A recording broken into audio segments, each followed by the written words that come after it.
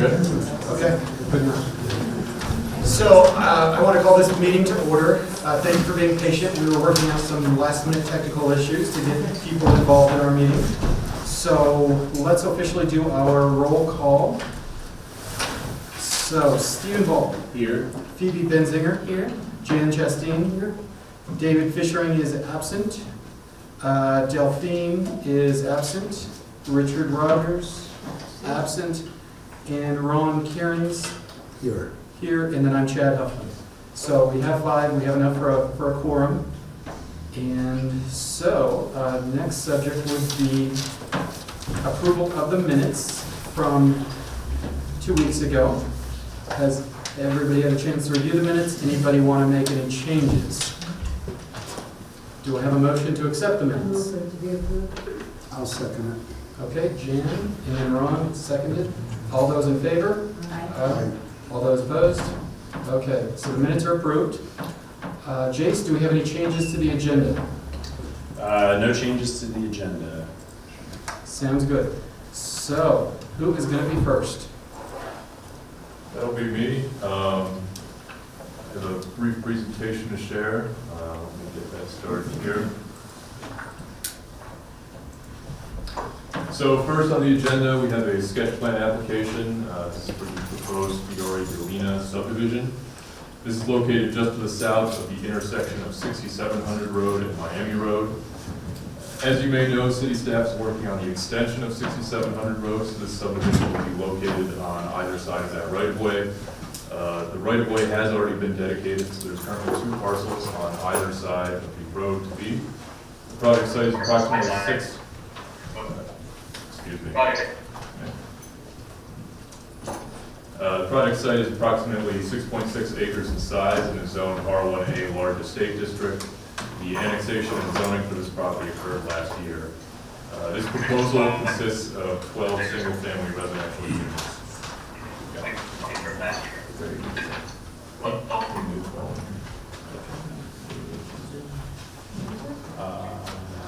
Just having some audio issues here. Those that can hear us on the online here, can you all mute your mics, please?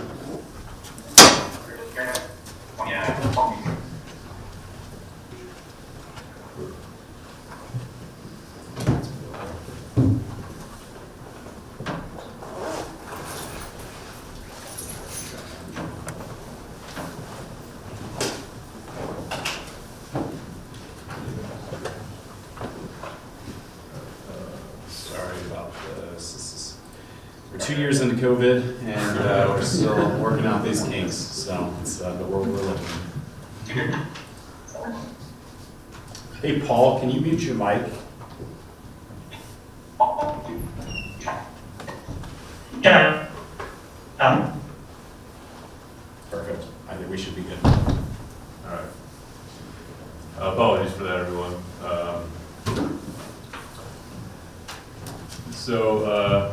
I know Planning Commission has seen this slide many times, but for the sake of the public, I'll briefly discuss the subdivision process. This will also be applicable to the other sketch plan tonight, as well as the preliminary plat application. All subdivisions that result in 4 or more lots, and occasionally fewer lots, depending on circumstances, they first need to go through a sketch plan. This stage allows the Planning Commission to provide feedback and recommendations to the applicant and serves to provide information to the neighboring property owners and any other interested members of the public. However, no approval or denial is made at this stage, and the recommendations are not binding. After this stage, the applicant will need to return to Planning Commission with a preliminary plat, which is a more formal review process and requires approval. This must be approved by Planning Commission and then City Council. This plat is what allows the applicant to begin construction on infrastructure improvements, but does not formally subdivide the lots. After infrastructure improvements have been completed, the applicant must come back with a final plat to be considered by City Council, which formally creates the lot lines. According to the land use chapter of our comprehensive plan, this area is listed as residential mixed density low. This suggests the area is appropriate primarily for single-family homes as well as small amounts of residential dwelling units. The underlying R1A large estate district zoning designation is intended to provide an area of large single-family residential lots in a semi-rural environment. The property is adjacent to other properties that are also zoned R1A, both to the west and east of this property. There is also some R2 low-density district and P public district to the north, and some R3A medium-high density district to the south. Here's a more detailed map showing the property. Like I said before, the right-of-way has been dedicated, and there would be 6 residential lots located on either side of the road, for a total of 12 residential lots. And then here's a map showing the proposed property lines. As proposed here, you can see that each pair of lots have shared access. This also shows the proposed utility lines that will be extended with this development. I do know that these can be difficult to see on the screen up here, and so these are all public information and available. They're both on our public meetings portal, available online. I'm also happy to provide any interested members of the public a copy via email. In conclusion, as mentioned, no formal action will be taken at this time. This subdivision is not being approved or denied tonight. We encourage the members of the Planning Commission to provide feedback on the application, which can be incorporated into a revised submittal. That's my presentation. I think Scott has some things. Yeah, I'll just say a couple words on the city's portion of this. So this one's kind of unique in that this is a product of a land purchase that the city's been working through with the owners, Ben and Paul DeGiulio, who are joining us online tonight. So that was the last piece of our 6700, be it the connection between Sunnyside and Miami. We worked out the right-of-way purchase with them for the middle dedication, which that happened last summer. And then we had these 2 remnant parcels on each side of the road that they were interested in subdividing. Works out great. You know, we need to get 6700 through. We need to run our utilities through anyway. So a lot of that is covered under the city's project, which is currently underway. And then on the private side, they will do any of the non-city utilities, so like gas, power, and communications, and then proceed with the subdivision. They are going to a final plat when they're ready to do that. The kind of most unique element of this, so yeah, that covers all the water and sewer infrastructure, relatively straightforward. It's only 12 lots.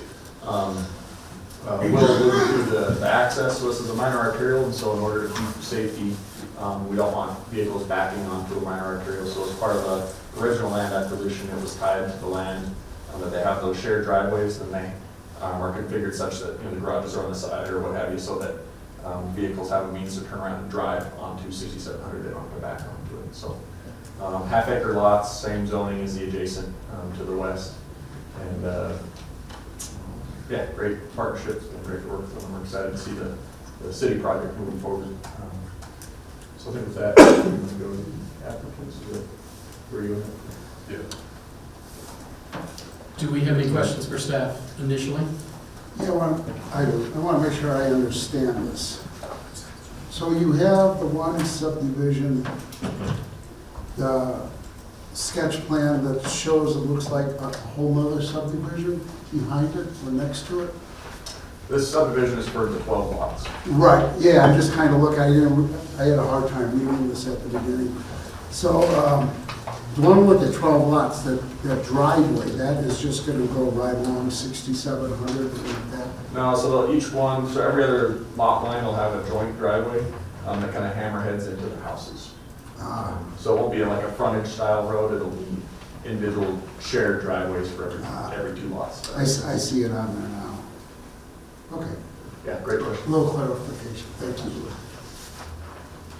Willie, can you show us on, I guess maybe this isn't part of the development, but where is Pope John Paul in relation to this neighborhood? And how is it connected or not? Pull up the map here. GIS map.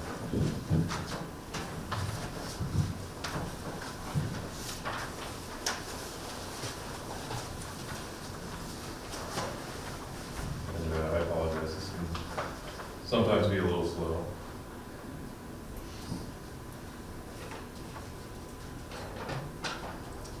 So the proposed subdivision is here. These 2 properties on either side of the proposed 6700 road extension. And then So this is Miami Road. I'm not 100% sure where Folk John Paul is. Sunnyside. Right there. Yep, yep.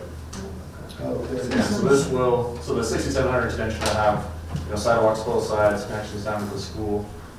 With that, we'll also have, create a school zone through the intersection of Sunnyside and Miami, so you'll have flashing school zone signs each direction on Sunnyside, each direction on 6700, and then flashing crosswalks as well, Thank both you. at Miami and Sunnyside. Yeah, so really it actually touches on the far end, so, no, that's fine. It just gives me an idea of where it's all coming together.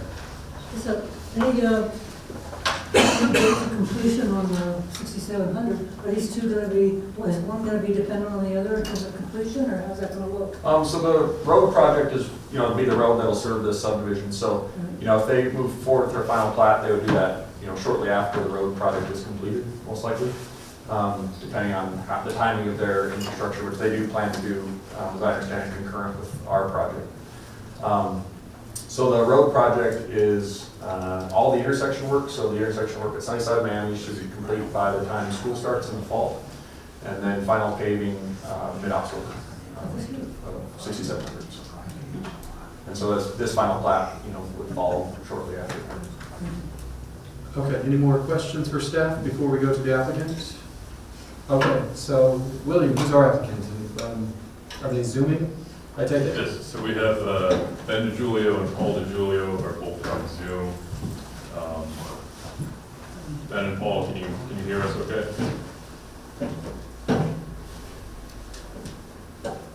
Yes. Do you have anything you'd like to add to the presentation? Other than this has been ongoing for the last 20 years, it's finally finally happening, and I think it was a good joint venture between us and the city, and we achieved the best possible use of the property.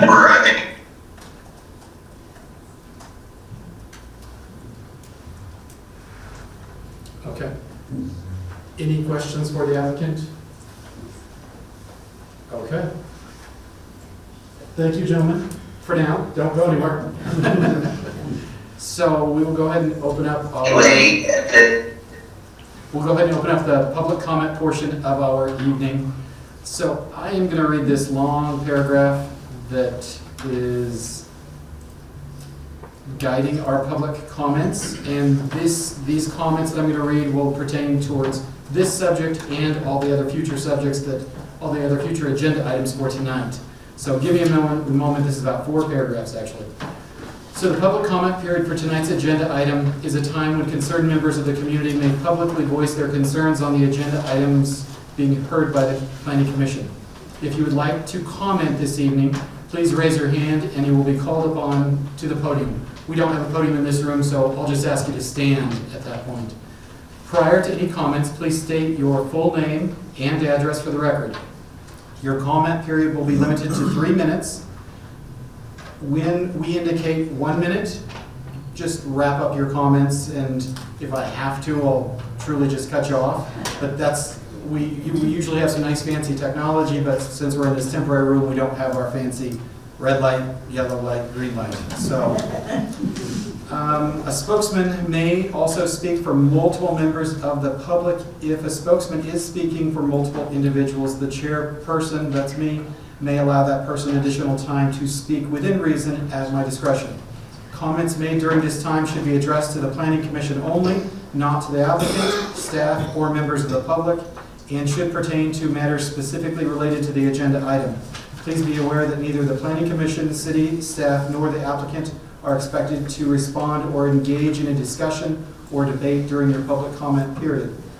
The Planning Commission will ask questions of the staff and applicant after the public comment period is over, as is deemed appropriate. The chairperson will allow all persons to speak only once until all persons have had the opportunity to speak.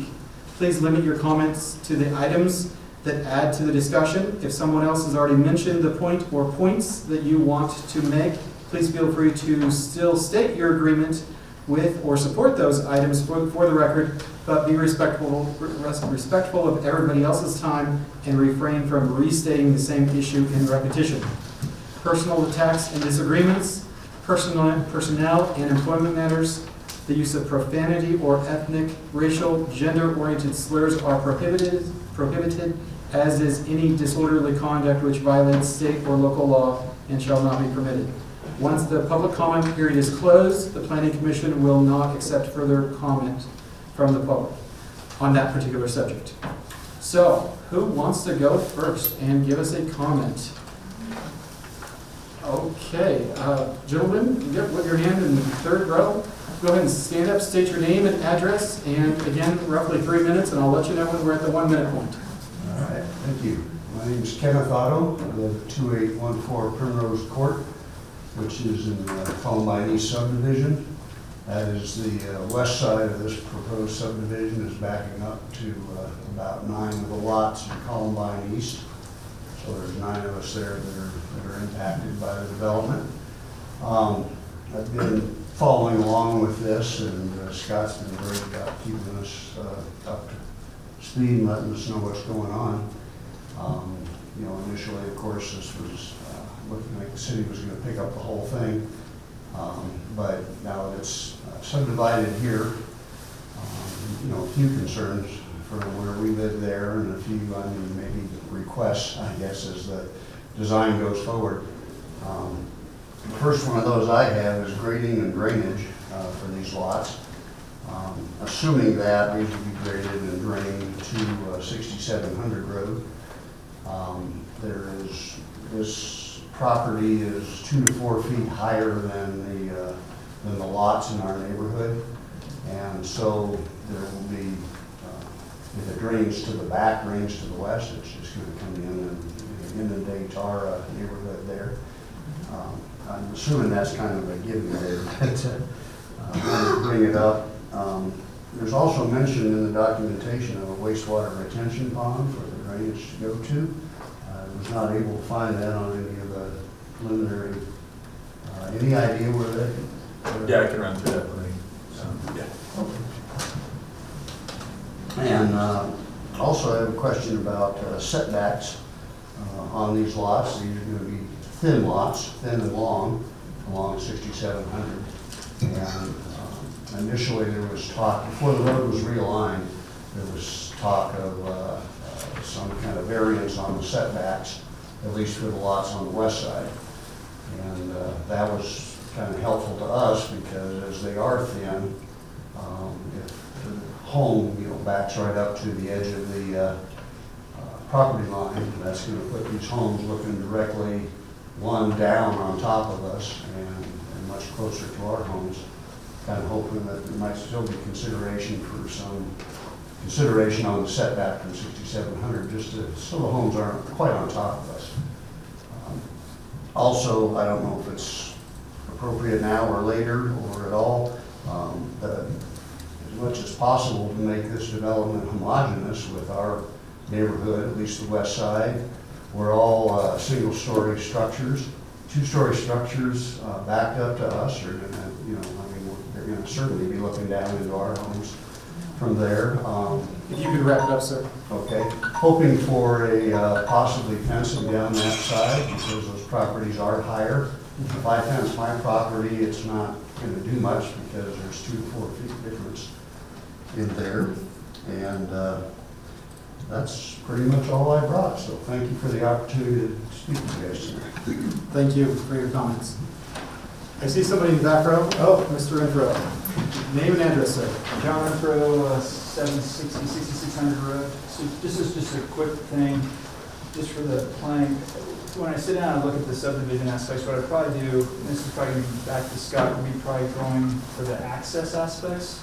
A lot of lots, don't know what the drive permit aspects are going to be. If you guys are going to try to do shared driveways, one driveway is going to be 1 permit per lot all the way along. That 6700 road is going to get super busy with what's going on from a safety aspect going through. So I just don't know if you guys have had any discussions on the permitting driveway aspects, kind of going through that. But it's just something to be concerned about because of the amount of volume of traffic that's going through. So just something for you guys to be aware of. Thank you. Anybody else? Okay, sir, third row. Steve Yelton. I live at 2816 Primrose Court, which is adjacent to this subdivision, and I want to kind of piggyback on what John said on a safety concern for 6700 Road and for the people living on that road or proposed to live on that road and people walking the sidewalk. We live out there and we see the speed raceway on Miami and 6700 Road and 6720 or whatever the other. 6730. 30 is not patrolled very much by the police department, and it is very dangerous. Now, it's going to get even worse when we run this 6700 straight through. And I have a concern about the shared driveways, and I have a concern about the sidewalks being right along that street. Because this is an area that has very high-speed traffic already in the area. So I just want the planning commission to have that in mind, and maybe there's some other solutions. We talked about a school zone at one end, you know, maybe speed bumps, maybe something else that will slow this traffic down. That's all. Thank you. Thank you, sir. Anybody else would like to make a public comment about this subject? Very back row, sir. Fred Matheny, 2810 Bluebell Court. When we had the last meeting, it was mentioned that there might be a bike lane for pedestrian access from Bluebell across.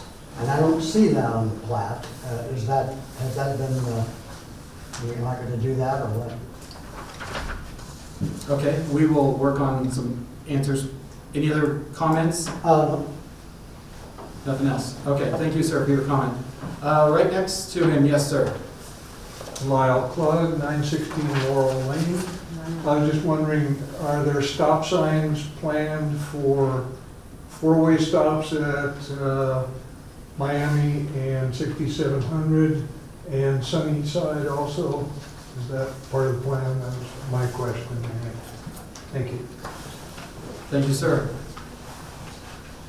Okay, down front here. My name is Michael Bernhardt. I live at 2819 Primrose Court. I am directly west of the subdivision. I have a concern about the shared driveways. I understand the space savings. My concern is as people come into their homes in the evening, that headlights will be going through our lights or our windows on that side of on the Primrose side of the street of the properties. So, and I've seen the shared driveways over in the other side of Sunnyside. Exactly. So if somebody were to come into their driveway at night, then those lights are going to shine into the windows of our houses down Primrose. Okay, thank you for your comments. Anybody else on this subject? Yes, sir. My name is Mike Martin. I live at 912 Laurel Lane, adjacent to the subdivision. I have a couple of questions I would like to ask first. The R1A estate zoning, does that permit two-story houses? Okay, we're going to get your answers for you towards the very end, but go ahead. What other questions do you have?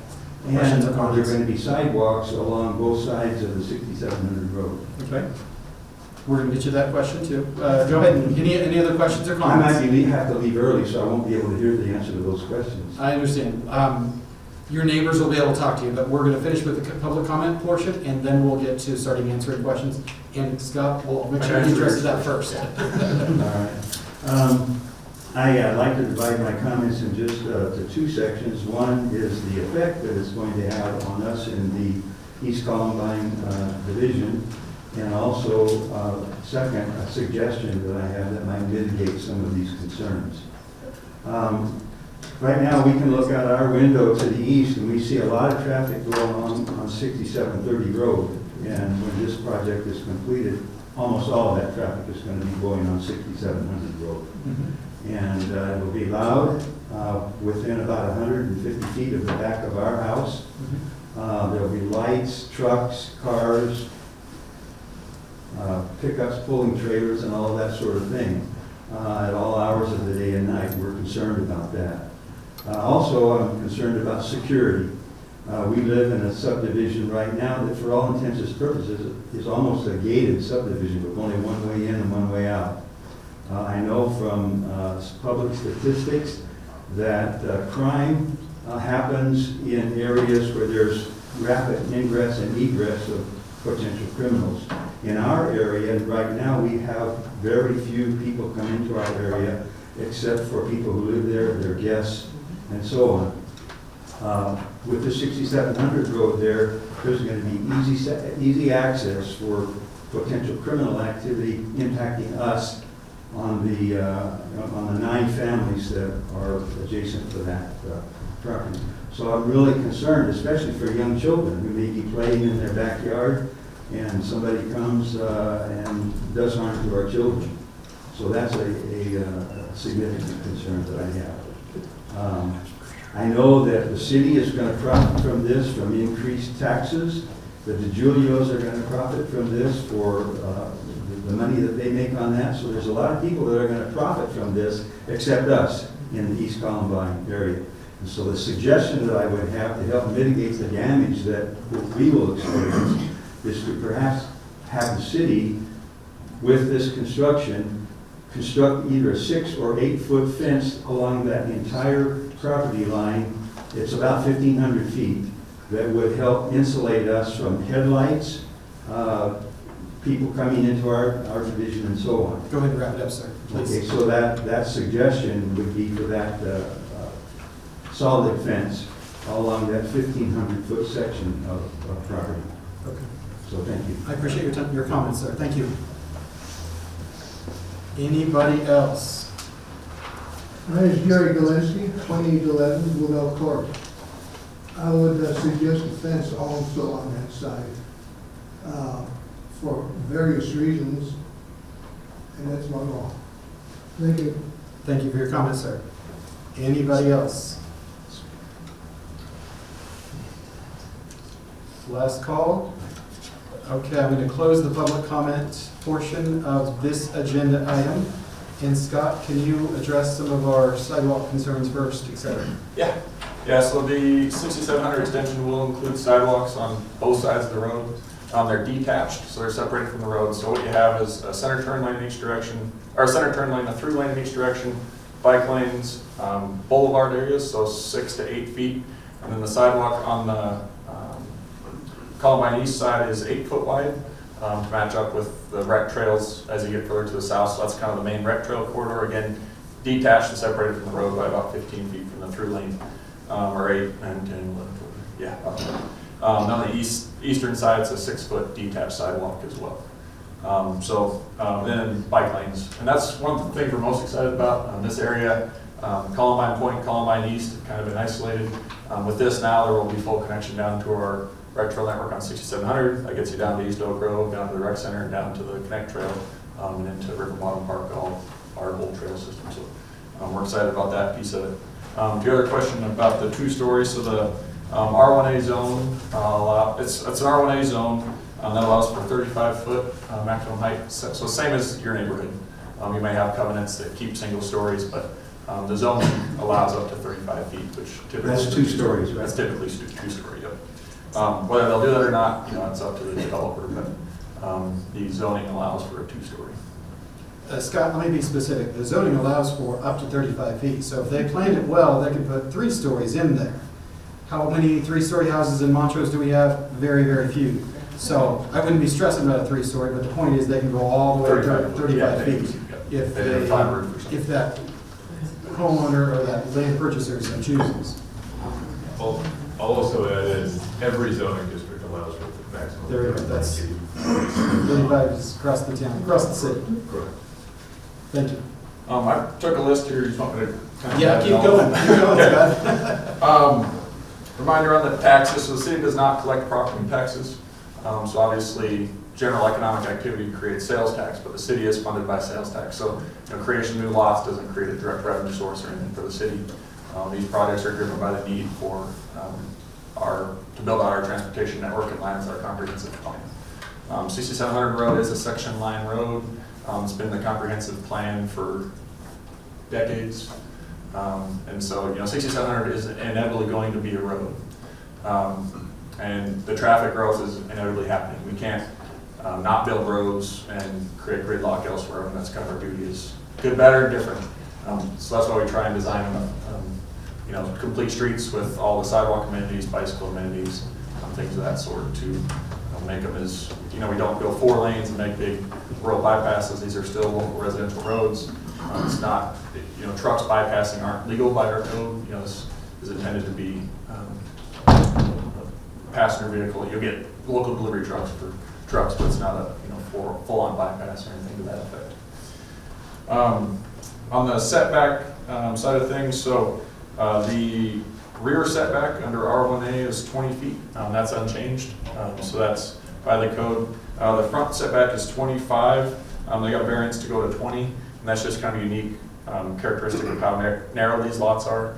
So you get the extra 5 feet towards 6,700, but with the driveways, coming into the sides of the house, that remains workable. And 20-foot front setback is typical in many of our zones. So there's still minimum half-acre lots. That's what drove that there's only can be 12 fit on here. The only difference is that 5 feet. So rear setback is 20. Graded, so the detention pond for this neighborhood, for anything that they do grade towards the road, we designed everything to accept all the drainage into the road. The way that lots grade portions of the back may go to the back, but we also are cutting, stopping everything short of that access road that's along the back and cutting a swale so that anything that sheds off the back would run down and into the collection down by the irrigation ditch that runs east-west along the southern end of this subdivision. While we're also doing the improvements with piping and additional ditches down there to get that to drain. So as I understand in the past, that ditch if it wasn't maintained, it would spill, inadvertently flood irrigate the field and collect back down in the lower corner. So the project plans do have improvements for that as well to get that all draining. And so that would keep all drainage. There won't be any drainage shedding onto neighboring property. There's portion that splits both ways, but stays fully contained within this subdivision. And that was part of the subdivision is being developed privately, but as part of the road, we worked out with them in order to reduce the truck traffic. Any excess cut from this project will be placed as fill near the northern end to get it closer to the grade of the road and shed some of those portions back out to 6700 road. Each kind of neighborhood just steps down throughout this area. That drainage pond is immediately to the detention pond is immediately to the south of the H drain, so south of this subdivision on the eastern side. So we looked at purchasing on both sides. Both owners here, thank you, were amenable to working on the purchase of the land needed for a pond. We wanted to keep it away from Columbine East, and so that's what drove us to put it on or Columbine Point, I get them mixed up, but from the neighborhood there on the western side. So that's what drove us to put it on the eastern side of 6700 road, kind of out in no man's land where it would be less impactful, or no impact to the neighborhood. I'm trying to think what else. Oh, as far as the Bluebell connection, so when Columbine East. Which one's on the Columbine East. Columbine East. Okay, so when Columbine East was originally platted, there's language in there about Bluebell being connected out to 6700 road. Based on our neighborhood meeting initially, we got feedback that nobody wanted that. They were okay with the neighborhood staying isolated. So we did move forward with that. The way the lot lines, because these remnants are so unique, worked out, there wasn't a great way to get a sidewalk connection either. And so the owners opted to not, or it didn't really make sense. And we were okay with it, I'm not understanding, figuring that some may not want people to be able to come and go easily and make them go around. So for pedestrians looking to access this, you will have full pedestrian connection if you go up to Miami without having to go onto Miami or anything. Down the sidewalks, we're going to connect this road that wraps around into the existing sidewalk, and you'll be able to wrap around and get onto this trail network. Also have crosswalks, flashing crosswalks, that'll allow the neighborhood to the northeast as well to get into this area off of the trail network from the Columbine Park over there. Stop signs. Stop signs. So currently, So stop signs are governed by the Manual of Uniform Traffic Control Devices, an 800-page book that'll put you to sleep on everything traffic signs and stop signs and how all that works. So when we design intersections, we have to look at the volumes of the main line and the side streets and the relative volumes between the two, of what kind of application gets put on those. Based on that guidance, the 6700 initially will have the priority. So the stop signs will be on Miami and Sunnyside. The reasons for that is the side volumes on those side streets, at this point, there's not a lot of build out in this area yet, is relatively low. And so if people routinely come up to a stop sign, there's never a car there. You do that 10 times and you'll start really rolling through stop signs, and it creates an enforcement issue, and it creates a safety issue as people habitually do that. And there's a lot of science behind how that's done. So the way we manage those, the way we design this is, we don't know how the traffic patterns are going to stabilize exactly, and what those volumes will be. And so it's set up so that we can convert it to a four-way stop with nothing more than just adding 2 more signs. Because eventually the side volumes will get large enough that it'll warrant a four-way stop, and we'll meet those triggers. We generally don't do stop signs. You can't do them for speed control. Very bad practice, because kind of for those same reasons. And same things, if the volumes aren't matched, you don't get the warrants. We put stop signs, somebody gets hurt, who's the first one that gets sued? It'd be us, because we're not going to the defensible standard. But we do keep an eye on it. We do kind of routine volume checks to see when those triggers get met. The likely progression would be, 2-way stop initially, then we go to a 4-way stop as side volumes get large enough, and then longer range as volumes get large enough and queues get large enough, the eventual configuration would be a roundabout. We don't build those now. Roundabouts are about $1.5 million to build. There's just not the volume need to do that now, and so we want to build that now and just sit on that infrastructure for 20 years, kind of underutilized, and we could use those dollars elsewhere. So go pavement initially, get the 15, 20 years life out of that, and then when volumes warrant it, this would go to a roundabout. As far as volume on the roads, right now there's about 2,000 to 3,000 vehicles a day that use, kind of the 6720 jog. Because of that jog, a lot go down to Sunnyside. To give a field comparison, Hillcrest sees about 8,000 or 9,000 vehicles a day. Be interesting to see how this stabilizes, because without that jog, more people will use this. Long range 6700, where it comes to Oak Grove, connects down through the bridges. So that'll become, a good thoroughfare to avoid Hillcrest. You can get to Ogden without having to go on to Hillcrest. Long range traffic growth, this road could go 7,000 to 10,000 vehicles a day. As a minor arterial, that's kind of what they're designed to and what they're classified at, again, for starting decades ago in the older comprehensive plans. So the traffic growth is here and it's occurring. We're trying to give them places to go and make it safe.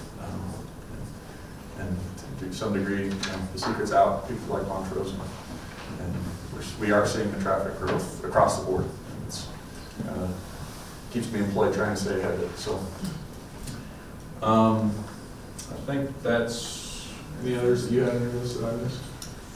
Do you want to talk about fences, or should I? Oh, fencing. Fencing. Yeah, so we generally don't fence our minor arterials. Larger cities, you'll see big sound fencing and things when you get on the big 4-lane wide roads with a lot of traffic noise. We just don't have those here.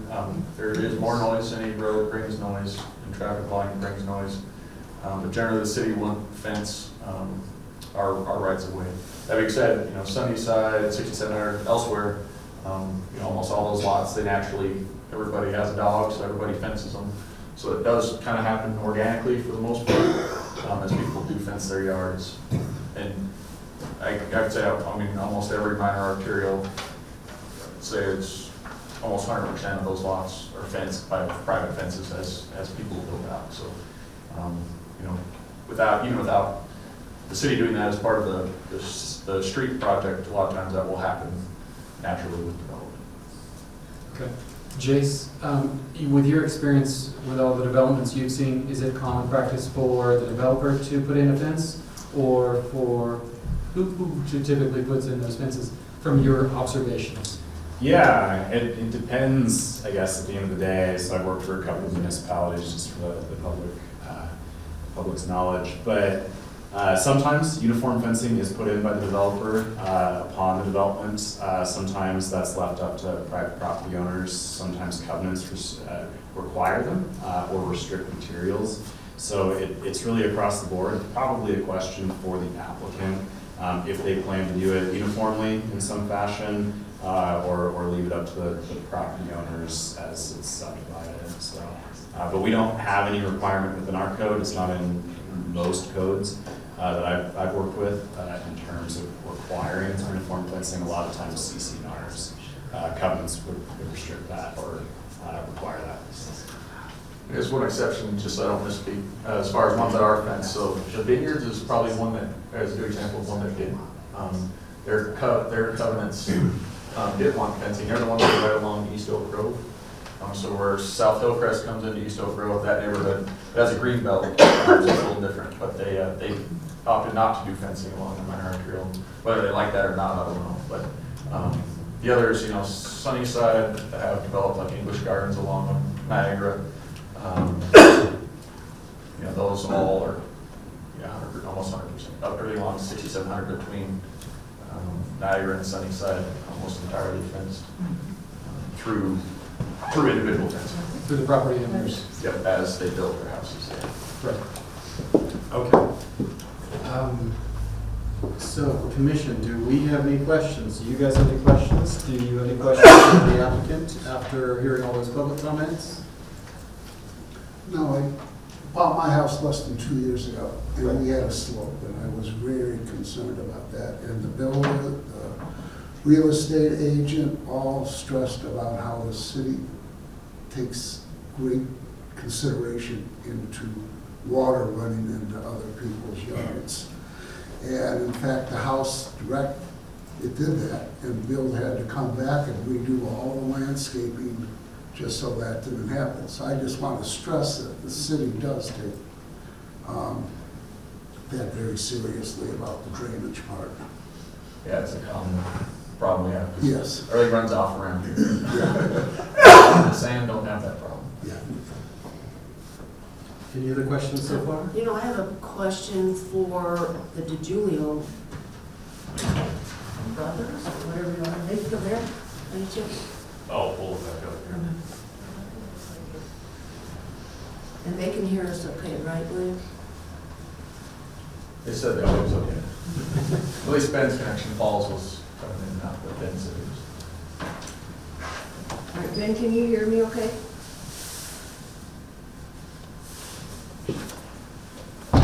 Hold on, Ben. Hold on, we can't hear you yet. Okay, Ben, try talking to us again. I guess. Ben, talk to us. I could barely hear, so maybe somebody can repeat the question.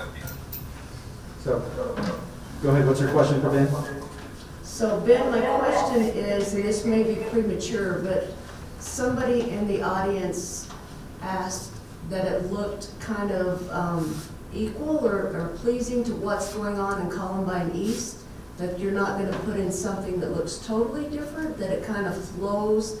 Or is there any thought to what it may actually look like when you get this going, or is that way premature, or probably what I can't even ask? But And are you talking about the style of the homes? style of the homes, He can't hear, hold on. Okay. Where is the microphone? Is that the microphone? Sorry. So maybe you need to talk Could repeat that that direction. question for me?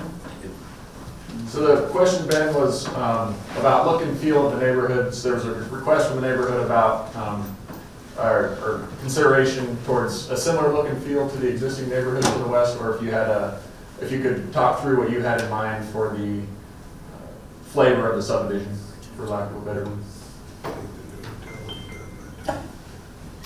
Well, it's economics. Can you guys hear us? Getting an echo. Yeah, there's one button here.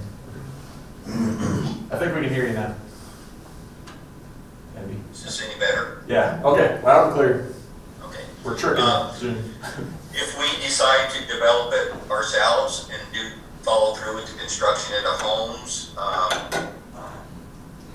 I would like an Italian themed subdivision, more of a Tuscan theme. That's not definite. It's an expensive way to go, and I would have to justify the cost, but that is our initial concept of the subdivision. I had no idea what he said and what it means. Well, he said he doesn't know. It sounds like it may be somewhat stucco-y with a Tuscan type feel, which is pretty classy. Could you clarify, is it going to be 2 stories? I didn't ask him, and I actually, he doesn't know that yet. Yeah, I mean, he actually said in one of his statements, they don't even know when this will come to fruition. But he did say, and he's trying to listen to me, it won't look like a sore thumb out there. It will flow, I think it will flow very pleasingly, aesthetically, and, yeah.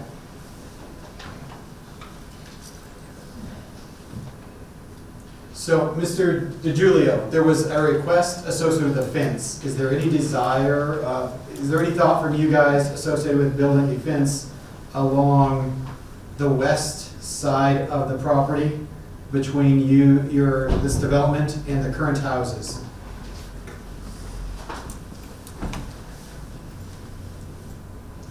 William, can you repeat that?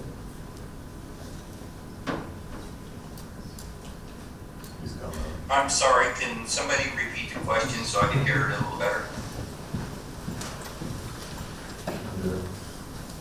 So Ben, what he's asking is there any plan specific to fencing that you all have, uniform fencing particularly along the west side of your subdivision that would mitigate potential issues with the driveways and with the light exposure from the vehicles onto neighboring properties to the west? Not at this time, but it was something we would consider. I mean, obviously, if it's a uniform fencing, it definitely adds to the feel of the subdivision and the overall look of it. Like I say, it all comes down to economics, but that is something we would strongly consider. Good, thanks Ben. So Scott, I have a question for you. You said it's 2 lanes with a turning lane in the middle. So you feel like, are these driveways, do you require that there's enough turn access in them to pull into their driveway and then come out and actually drive directly onto it? Or would it be one that they all have to back out? So the way it's written is it has to be set up with a turnaround internal so that they don't have to back out onto 67. In fact, you would highly discourage that happening. It's actually written into Okay. it's tied to the land, Okay. that requirement. So. Okay. They won't back up on the sidewalks, right? You can't, well, yeah, so the way you typically configure is called a hammerhead, so you come in and you go off to both garages, so when you come out of your garage, you back up into the hammerhead and then pull out straight, so at that point you'd be straight going across the sidewalk and pulling out on the 6700. I love the connectivity on the trails. That's gonna be huge. Yeah, it's a big missing link for us. That's a big deal, yeah. So the procedure for tonight is that we ultimately give some feedback to the developer. And they've obviously been listening to a lot of our questions. Planning Commission in general, do you have any other comments or feedback for the developer? And folks in the audience, basically we don't have any vote. There is no voting going on tonight. It's just information for you guys, information for us, and information being fed back to the developers. So, Commission, is there any advice or direction you would give to the developer? I'd say beyond, nothing beyond the consideration of the uniform fence. Right, it's consideration. Right. Jan, do you have anything to add? Don't have anything to add, no. I'd agree, I don't have anything to add. No. Okay. So I think we're going to call this agenda item closed, and thank you all for participating who are here from the neighborhood. And there will be future meetings associated with this as the plan continues to develop. And it'll be posted just like this event was, where there's a sign out on the property. So thank you all. If you want to stick around for the other agenda items, feel free. One question, For, you know, the whole thing, you said that. Sir, I'm going to ask you to go ahead and follow up with Scott or William tomorrow. Just a question on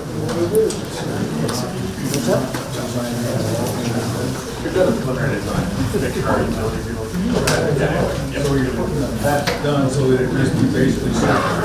Well, there's still a giant box that's technically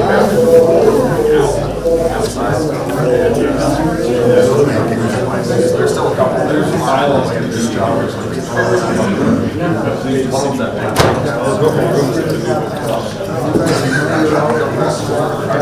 Makes sense.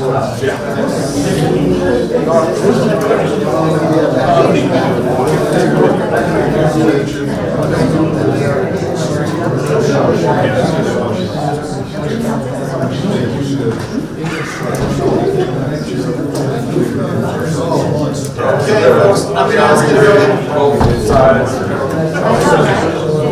Hello,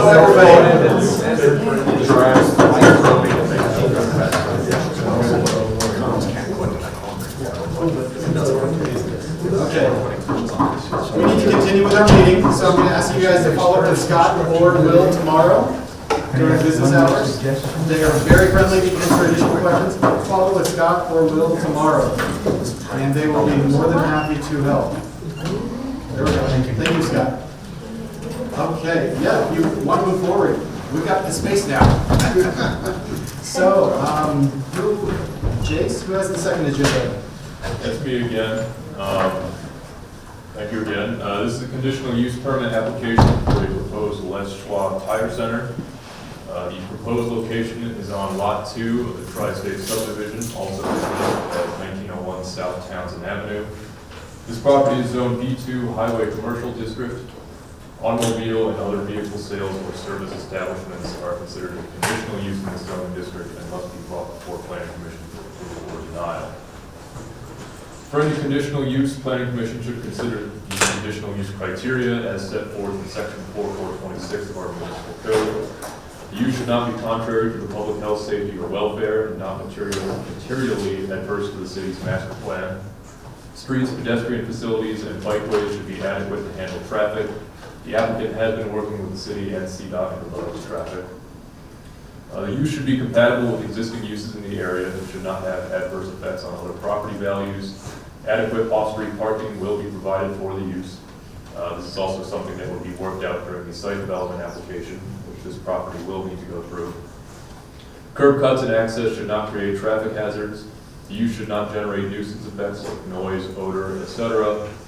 And landscaping should be reasonably compatible with the neighborhood. Landscaping is also reviewed during the site development application. Staff does find that the proposed use meets the CUP criteria. Staff does recommend a condition to be placed on the CUP that all tires shall be screened from view from South Townsend Avenue. We do ultimately leave that up to you if that condition should be placed.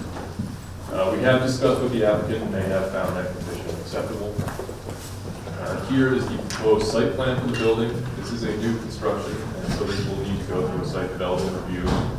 Depending on the review, this may change slightly, but it should generally meet the site plan.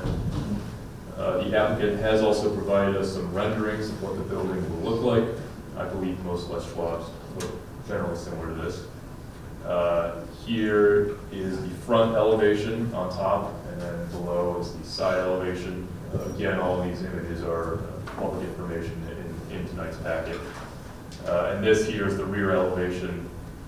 And then this next slide, the applicant has also provided some images showing the proposed trash and screening enclosure that I added in here. In conclusion, staff finds that the conditional use permit criteria have been met. It is in compliance with the local zoning and is compatible with existing uses. Staff recommends approval of the CUP with the conditions stated in the staff memo. And with that, and hopefully we'll have some technology kinks worked out here. Derek or any of the other representatives of the application, can you hear us?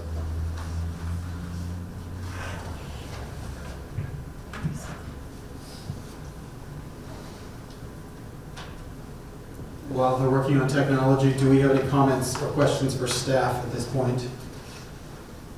One thing I might add to just on the traffic side, so traffic is probably the biggest challenge here. Montrose Drive, it's a kind of a one-way cul-de-sac, or a two-way, but dead-end cul-de-sac. We are working with the applicant on alternate driveways. There's an easement that goes to the east. It's a local easement for connectivity to St. Mary's Drive that would serve to help with their circulation. We are also working on another one in line. Is a backage road that runs between Montrose Drive, ultimately down to East Oak Grove, to get access to the signal, but there may be some intermediate connections as well, depending on landowner, how all the landowner pieces work out. So that's stuff that we've been working with them on to make sure their site works from a circulation standpoint. It does all have traffic study and get permitted with CDOT as well, since this is an access point to the state highway. One thing that this area wouldn't have is a signal. They wouldn't allow a signal close or space that close to Niagara. But under the CDOT access control plan long range, this is designated as a right in, right out only. So you may see median extensions over time, depending on how CDOT would like to manage that. But that all gets worked out through the site development process and through CDOT's access permitting process. So, Will, can you give me some feedback on why the limitation that there would be no tires visible from South Townsend, which I agree, let's make South Townsend not look like a used car lot, but you could say the St. Mary property is a park unto itself, and is it appropriate for those used tires to be piled up in that side, on that side of the building also? Or is there just as much concern with Is that to the north? the other views, let's just say the other views around the building?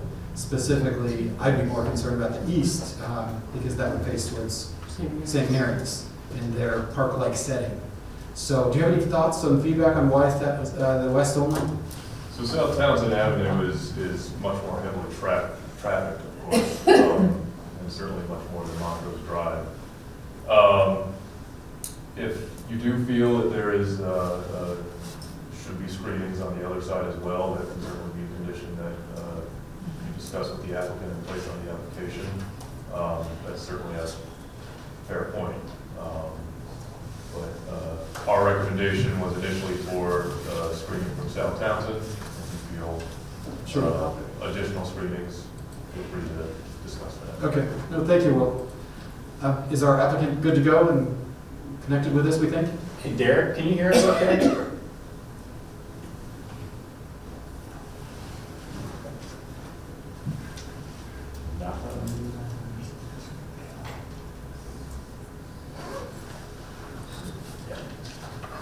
Hey, Derek, can you hear us okay?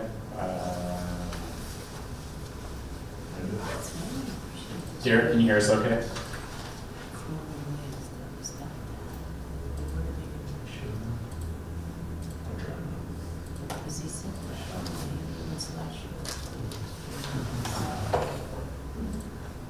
Try number 3. Hey, Derek, can you hear us?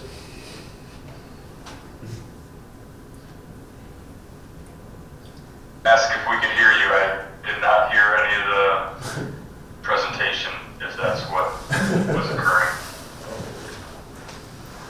Okay, so we can hear you now. Will ran through the PowerPoint and I talked through kind of the typical stuff that you're aware of. So I think we're into the Q&A. Yeah. So does the applicant have any statement that he wants to present to us? Anything additional you'd like to say outside of what you didn't hear? And one thing, yeah, Derek, we basically ran through the general stuff. One of the questions that had come up was screening of tires, and specifically, as you're aware, we have that conditional along Townsend. But one of the other questions was screening really throughout the property, not just Townsend, but on the property as a whole. So that might be one to just hit on, but sorry for the technical issues here. No problem, no problem. Yeah, when it comes to screening of tires, there will be no external storage of tires anywhere on the site, not just along Townsend, but the site plan is currently showing what Les Schwab calls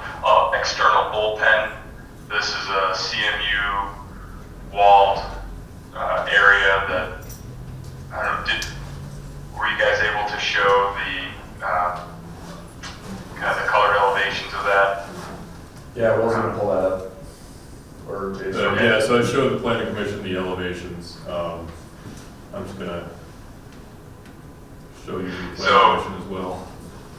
Now, can you say his name One and thing address? first I might say is that this is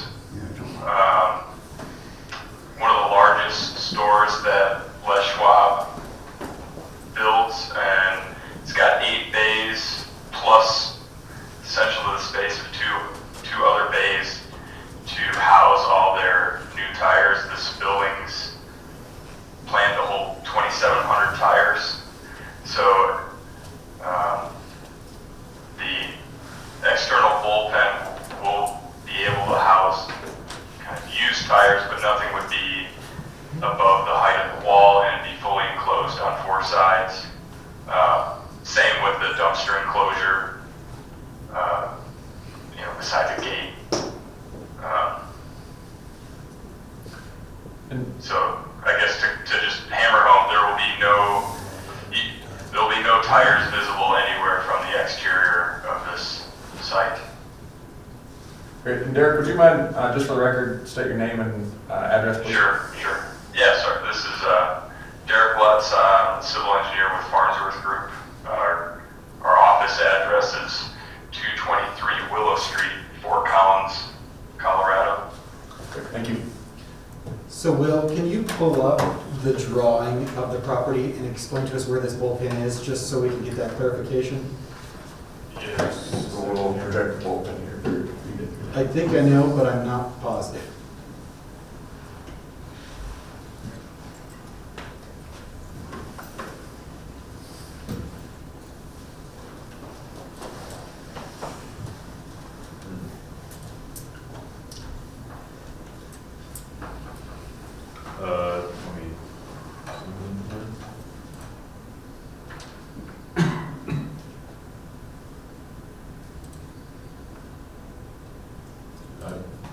My computer's having some issues. My screen is flashing. I don't know what's going on here, so it's not allowed. Yeah, can you pull this up? William, would it be possible for me to try and share my screen? Yes, that would, yep, yeah, I can project you. See if that. Let me know if you can One of the free see that this is specifically the bullpen and trash enclosure elevations, which are fairly basic, but if I zoom in, they're CMU block walls with changing color pattern. Halfway up, they're 8 feet tall. The bullpen itself is 50 feet by 40 feet. Hey Derek, could you show just the site plan and exactly where that's situated on the site, just for planning commission? Perfect. Yeah, so here's the site, and the bullpen is this piece back here. So it's walls on 4 sides, but no roof. But again, they don't stack tires up above the wall.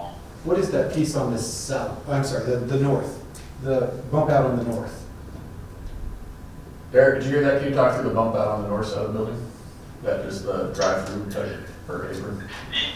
Yeah, so this is a canopy here. This is likely where their supply trucks will come in, park here, but they can also service like RVs and larger vehicles that don't fit within a regular bay under the canopy. So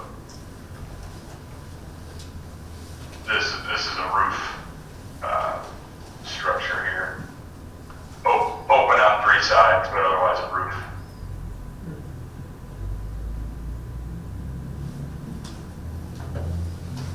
Okay. Any additional questions for the applicant? Are you gonna do semi-trucks and RVs too? Was the question, will there be semi-trucks? Yeah. Yep. Servicing this? Yes, well, I say yes. I think most Les Schwab tire centers are serviced. Their supply trucks are semis. Not all deliveries are via a large semi. Some are single unit trucks like box truck, but we're planning this site to accept a semi truck. Yes. I'm sorry, that's not what I meant. I meant you changing, semis come in for tires, for repairs, brake jobs. Will you be servicing semis and RVs? I am not positive if semi trucks would be planned to be serviced at this center. Zach, can you speak to that? Yeah, this is Zach Graham. I act as an owner's rep for Les Schwab. And yeah, the answer to that question is yes. And that's the purpose of the canopy on the north side of the building there would be to serve semis and RVs, trailers, any vehicles that couldn't be serviced within the actual service bays, which are sized for vehicles up to, like an F-350. So anything bigger than that or with a trailer would be serviced in the back. And there's gonna be plenty of room for trucks to wait to be serviced without hindering anything else? Does that make sense? In other words, if you got one semi and then there's 4 or 5 behind it, are there gonna be room for the 4 or 5 plus the cars that you're gonna be doing business with? Yeah, with the way Montrose Drive is configured there with the cul-de-sacs. So I guess number one, 2 can fit comfortably under that canopy. From a width standpoint, it's 40 feet wide, and that still gives them room to get around the vehicles and service them. The third one can go up on the north side of that canopy, and then behind it from a stacking standpoint as well, where that entrance on the west, the intent of this layout is that really be the entrance, the exit for those larger vehicles, but then the main entrance for smaller vehicles that would be serviced through the bays on the south of the building. Okay. Thanks, Zach. So Will, can you tell me what is going on with the proposed lot division, the section that's way on the east? It looks like it's going to be undeveloped. So the applicant has expressed the desire to subdivide the property eventually. The ultimate plans for what would be on those other lots, I don't know at this time. Okay. Thank you. Can you ask Derek for me what kind of signage they put there on Townsend? Is it big, illuminated, or is it just on the building, or what does that look like? Do you guys mind talking through your signage plan for the building and any offsites? On the building, we would try to put the standard Les Schwab tire logos on the building, kind of as you see in this example. I don't have a rendering of kind of a monument sign, but typically Les Schwab would prefer to put a monument sign probably somewhere over here. Obviously, we'd be reviewing the city criteria and complying with all their codes to make sure, we're not going to do anything that would not be allowed by the city.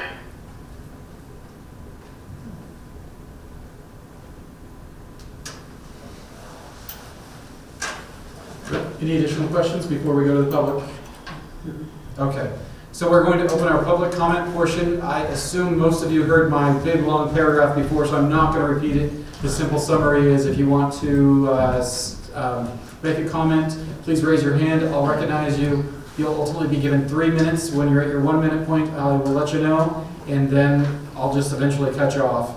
Politely, but I'll eventually cut you off. So, besides our front row, sir, go ahead and stand up, your name and address. And my name is Dennis Bailey. I'm the property owner adjacent to this property at 2019 and 2023 South Townsend. I represent myself and State Farm Insurance, Mike Trujillo. Our concerns lie with the median that's on South Townsend Avenue at Montrose Drive. It's become quite dangerous to make a left-hand turn. You have to make a U-turn to get onto South Townsend, to go south. And I thought that the City of Montrose owned or took over South Townsend. You're saying that CDOT is running that now. Years ago, we protested against the median that's there at this time because you go down to Church Street, just going immediately south, and it opens up to a turn lane, which is a heck of a lot safer than what this median is demonstrating currently. You try to make a left-hand turn onto Montrose Drive. The people coming from Montrose Estates and Big O Tire, now this property here, all of that traffic is going to conjugate right there at that intersection, and it's very difficult to see the traffic coming from the north to the south. And I don't know how many accidents there's been there, I don't have a record of that, but that is our concern. We'd love to see that median taken out because it ends right down at Church Street, 1 block from us, right on where All Saints Church is.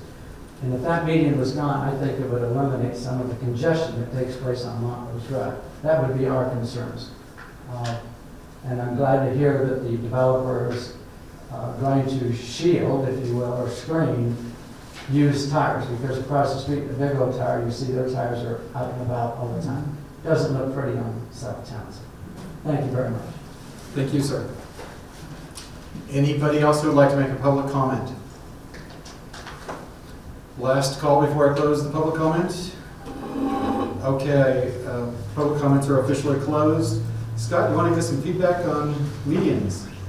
Yeah, so that, we agree that intersection's challenging, we see those same issues, and that's something that, you know, collectively between their designer, their traffic engineer, and CDOT, will be working towards what the best solution is there. I will say the access control plan, you know, ultimately prohibits left turns into there. Whether this would be a trigger for that or not, I don't know. Well, you tried to do that several years ago, making it a right-hand turn only. Well, yeah, and all you're doing though is when that happens, you know, the U-turns just move down to the next one because there's a certain degree of people are looking to U-turn. And that's, you know, that demonstrates the importance of the regional network and giving people other options to stay out of Townsend. So that does kind of feed into our point of trying to work towards the backage road that can drain some of this off and down to the signals. They're also looking at the connection to St. Mary's. So don't have a silver bullet at this point, but that's something that would be worked out. Where are you proposing a road that would go to East Oak Grove Road? That's behind my property. I can show you some of the stuff. Nobody has contacted me. No, we're not. Yeah, and there's pieces that we're working on right now. I can get with you. Yeah, I do. And show you. Yeah. But I don't think there's anything that's involved in your property at this point. Well, our concern certainly lies with South Townsend, the amount of traffic that's there now. Yeah. Thank you, sir. Okay, any more comments or questions for staff or the applicant from this group, from the commission? So we ultimately need to make a decision on the conditional use potential, well, yeah, that's what we're potentially approving with any specific conditions. Me personally, I like what Will has initially started with, but I would be more specific and state that no used tires will be visible. And although they promised us, you know, 3 CEOs later from now with Les Schwab, we don't know that they're going to follow the same process, and so I'd rather just have it written down as part of our official, our official conditional use. So, does anybody have any comment or other thought, opposing thought? I don't know. I guess I have a question for staff, and I guess I don't know what specific actions that require notification of the community, but I'm wondering specifically regarding this action, say with St. Mary's sent a notice that it sounded like Chad earlier was, maybe that concern is alleviated with the tire shielding, but is this such an action that, say, St. Mary's was given notice about the hearing tonight and the conditional use permit, or this is the type of action that would have required them being given notice? So conditional use permits, we do, this is same public noticing process for any land use hearing that we bring before you. So I believe St. Mary's Church is just immediately to the east here, so they would have been sent a notice. The property owner is the Bishop of Pueblo. And I do recall that address. We did send a letter to Bishop of Pueblo. Okay, thanks. Mr. Vice Chairman? Sure. I'm just thinking about precision of language for the condition that you suggested a moment ago. All things are relevant, and I'm thinking about visible from where. For instance, front of the property, behind the property, anywhere outside of the property. I don't know, this is up to you, but we ought to define it. The staff recommendation, for what it's worth, was with condition that all tires shall be screened from view from South Townsend Avenue. So they gave kind of a perspective on it. The only quibble I might have with that is sometimes a business will display things in their window.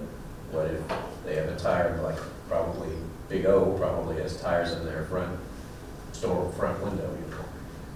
Do we count those? We need to think that through so that the language is enforceable. That's all I ask. Thank you for your feedback. I'll be blunt. My ultimate thought is they might still wheel out some tires throughout their parking lot during the day, but let's face it, those are going to get wheeled back in because they're going to disappear. My biggest concern is used tires. And so maybe my recommendation would be with the condition that all used tires and auto parts would be screened from view, stop, period. And as long as it's, I guess airplanes flying over might be able to see it, or maybe we say below the 8-foot fence, I don't remember what word they were using for that. How about from neighboring properties? Okay. Yeah, and here they have the language just that all tires shall be screened from view from South Townsend, so we could just switch that to all tires shall be screened from view from all neighboring properties. And all used tires? All tire storage. Or is it any tire at all? That's a policy thing for you to decide. But again, think about the storefront window I mean, who's problem. gonna know if it's used or new? I think All so. tires Yeah, I think that all would, tires. yeah, or you could mention being stored on the exterior of the building. Okay, that's sounding more like something we could do. On the exterior, yeah. I'm not trying to guide you, I'm just, I want you to. Any tires on the exterior of the building would Think be about shielded from view from all neighboring properties. Right. But I still have the feeling that they might wheel out tires that are new during business hours, and to me that is very appropriate for what goes on Townsend Avenue. I think the distinction is tire storage. So a lot of times you see those like, 3 and then they turn the one up sideways and have a sign in it or something. The distinction here might be an outdoor tire storage, visible. So Phoebe's making, I'm Phoebe, sorry, be a little bit yeah. louder, tell us your I'm opinion. saying, guys, that we could say exactly what we're saying and then put during non-hours of operation. So it should be screened during non-hours of operation, which would mean be after 5, Saturday afternoons, I don't know, maybe they're closed on Sundays. So somehow to word it, I feel, to me, a tire's a tire, used or new, although on my car, I'd rather have a new tire, but, I don't think we need to keep tires out if the business is closed, period. Okay. Can you put that eloquently into a motion? Me? Yes. What do you recommend then for that, to say hours of, what are their hours of operation for starters? Do we know that? Is Derek still on there? I think he's on the internet, yes. Sorry, was there a question? Can that be repeated? Yeah, Derek, what are your proposed hours of operation? Proposed hours of operation, Derek? I can jump in there. They're like 8 to 6 Monday through Saturday. It's a Les Schwab policy, long-standing. They're closed on Sundays. Well, let me take a stab at it. All right. Based on your input. So this would be all tires, not just the used ones, shall be screened from view from neighboring properties during hours when business is not in operation. And then if I may add, with the exception of whatever the storefront display window. I'm assuming there will be tires visible technically through the window. That's my guess. So that I'm trying to allow. I don't have a problem with that, guys. Yes, sir. I appreciate that.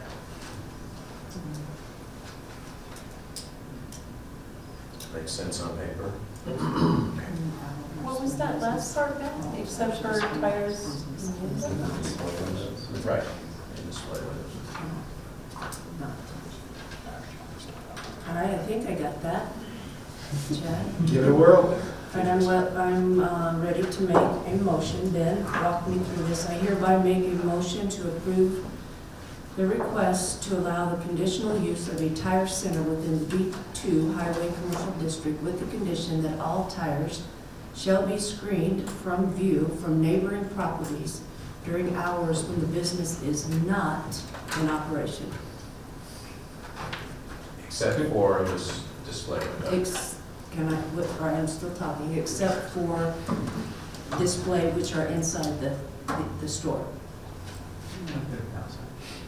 Pardon me? They could be outside.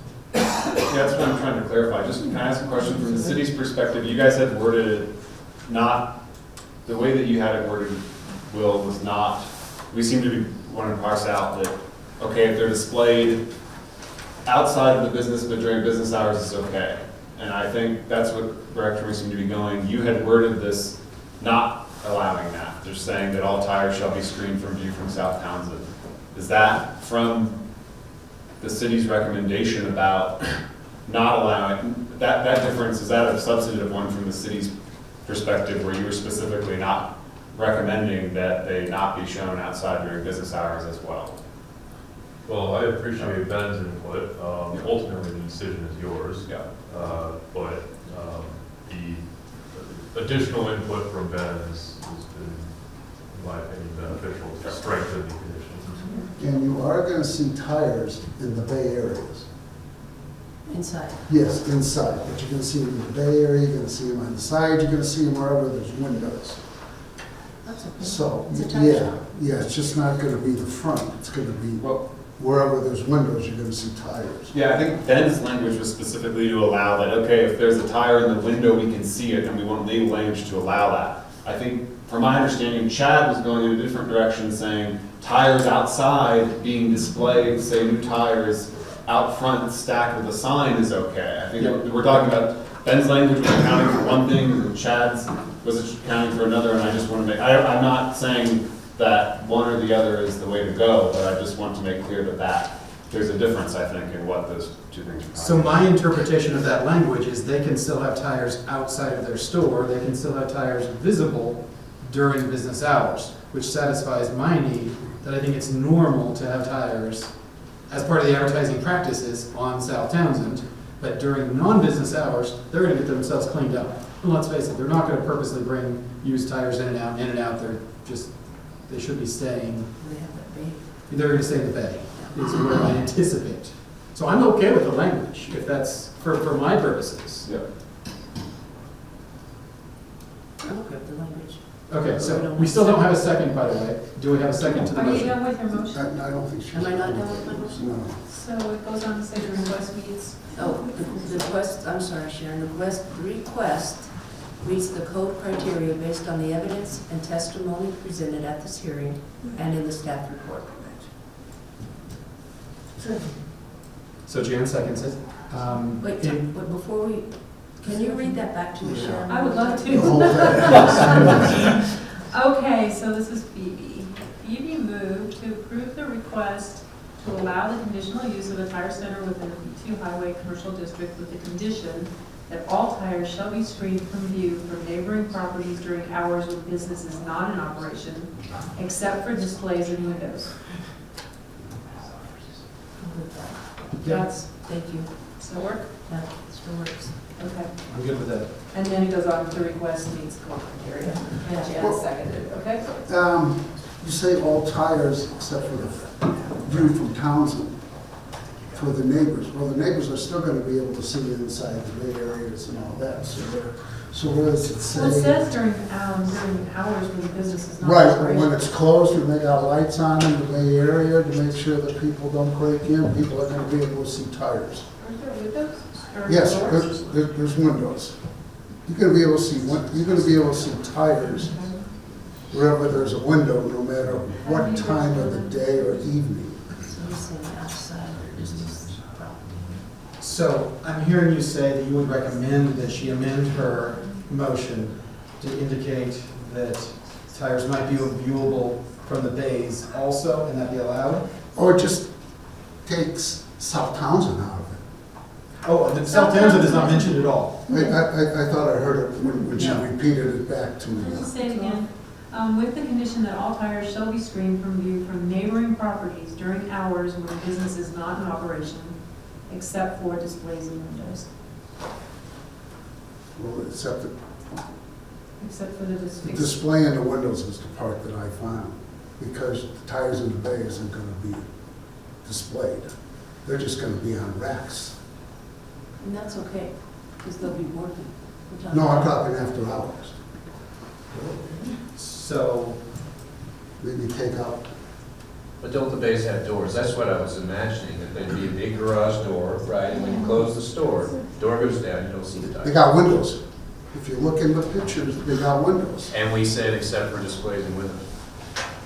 But I guess But that's, it's not a display. but it's not a display. I see what you're That display is the word I'm, except for tires viewable through windows? Okay. So There you go. if she chose to change her motion, Should be screened from neighboring properties during business hours, except for business is not in operation and viewable through windows. and tires inside viewable through windows. Tires placed inside. Placed inside, viewable. What, do you drive by tire places and look through the bay window? but I live by one, and I drove by one twice a day over in Fred Meyer's. Okay, I mean, it's all, you're right, I'm not Yeah. making fun of you, I just have never. So, No. It's complicated, it's back to the original point that if, I understand that, you know, and people are gonna do notice you have less to walking amend around, this, they're gonna buy or carry tires there, over? but to the point about the original Do you recommendation have from to the city, amend this, or given can the we just development and straighten future it out? plans for Townsend, that Just let them straighten it out. you know, rather than changing the language to specifically allow, it sounded like, do we want tires to be, you know, viewed very close to the edge of Townsend there or not, even if it's in the front of the building during the daytime? I just want to return to that issue briefly. Why we could structure it just to say, okay, there's no tires other than inside the building presented at all from any view of the property, sort of along the lines of the original language also simpler, and that just means the tires aren't outside the building at all, you know, new, used, you know, when they're open or not. And that does from the standpoint of the surrounding areas or the impact on Townsend or whatever. I'm comfortable with the sight of tires when it's during business hours. I think that's normal for this very busy commercial environment.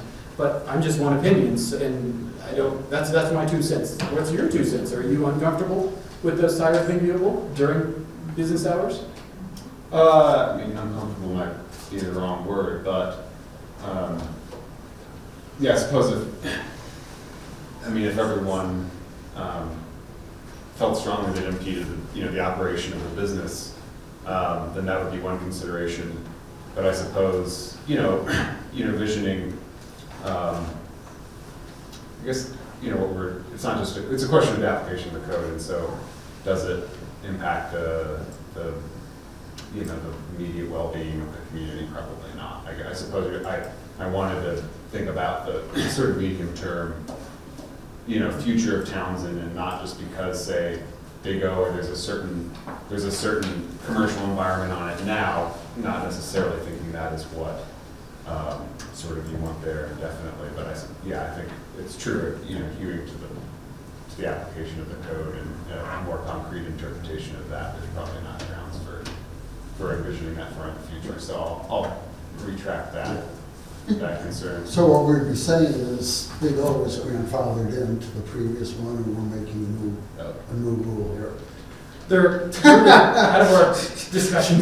Yeah. But that's what it sounds like, yeah. Let's go. I'm completely comfortable with the way you're phrasing It almost seems like you so. take out the word display and that fits.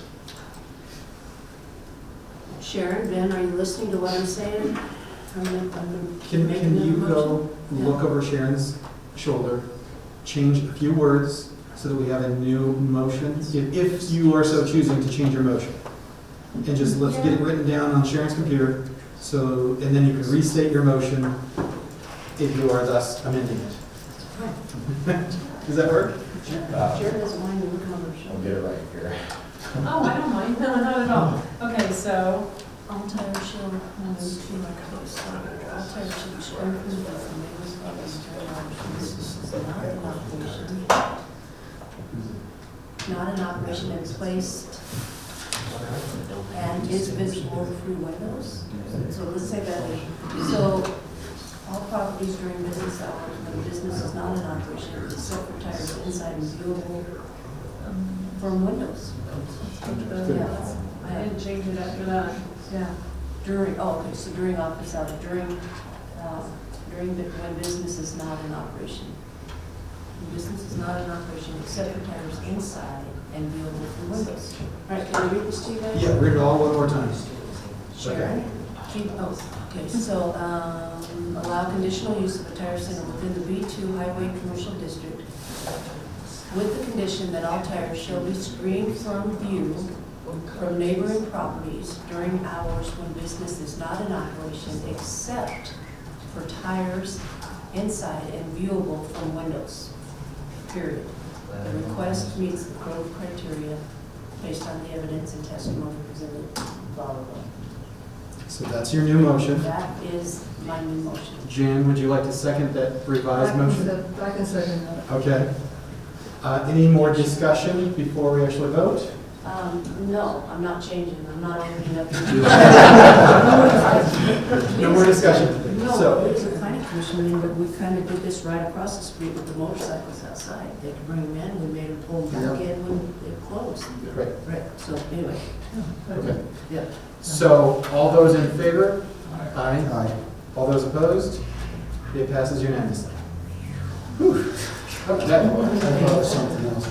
Thank you, folks, for working on that with us. Working with that. Okay, Jace, what's our next agenda item and who's leading? Will Reese has got another one here. Hopefully we don't have any technical difficulties. If so, we'll utilize my computer for his presentation. So it was just a quick set here. Yeah, I'm hoping that was it. It was Zoom that was causing the technical difficulties.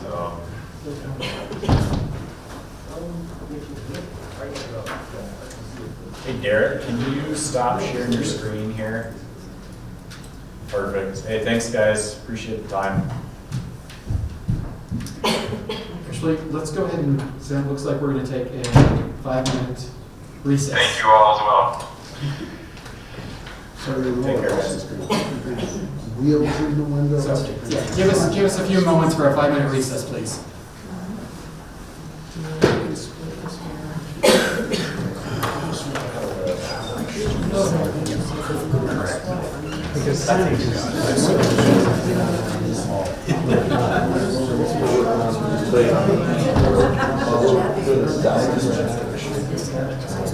yeah, you bet.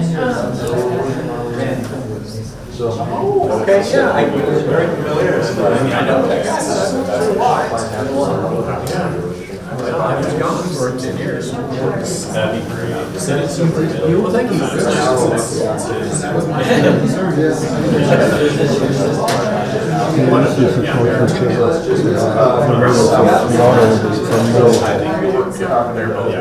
Four agenda items with the last one. We just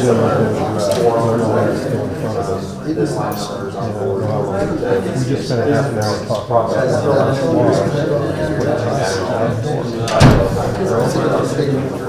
or not. So I suggested no vehicles would need it. Yeah, but we won't have Yeah, well, I can't think of her name. And then, It was on yes, of course. They are. So I don't know what to do at dinner. I think Scott can be there. I don't think he'll be there at 7.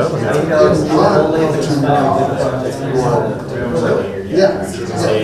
I'll just go eat some dinner, I guess. I don't know what to say. I'm sorry. Can't move you guys any faster. Yeah, we'll get it to you. All right, thank you. Sorry for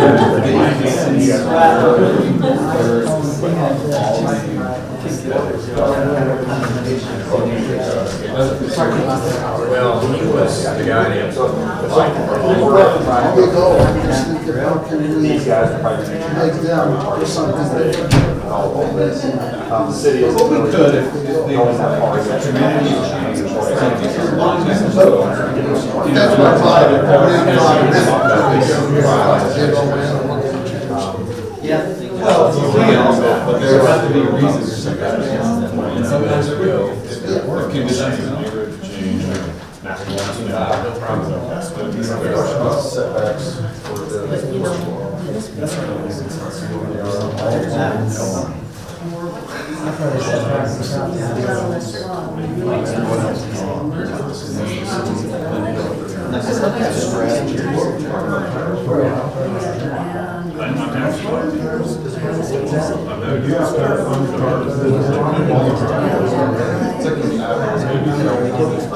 The other way out. Yeah. So I got tested and Ever feel like I've been back in my blue corner, and there's a way out of there? there's a way out. I just haven't found it. Just keep driving. St. Mary's made all this air field and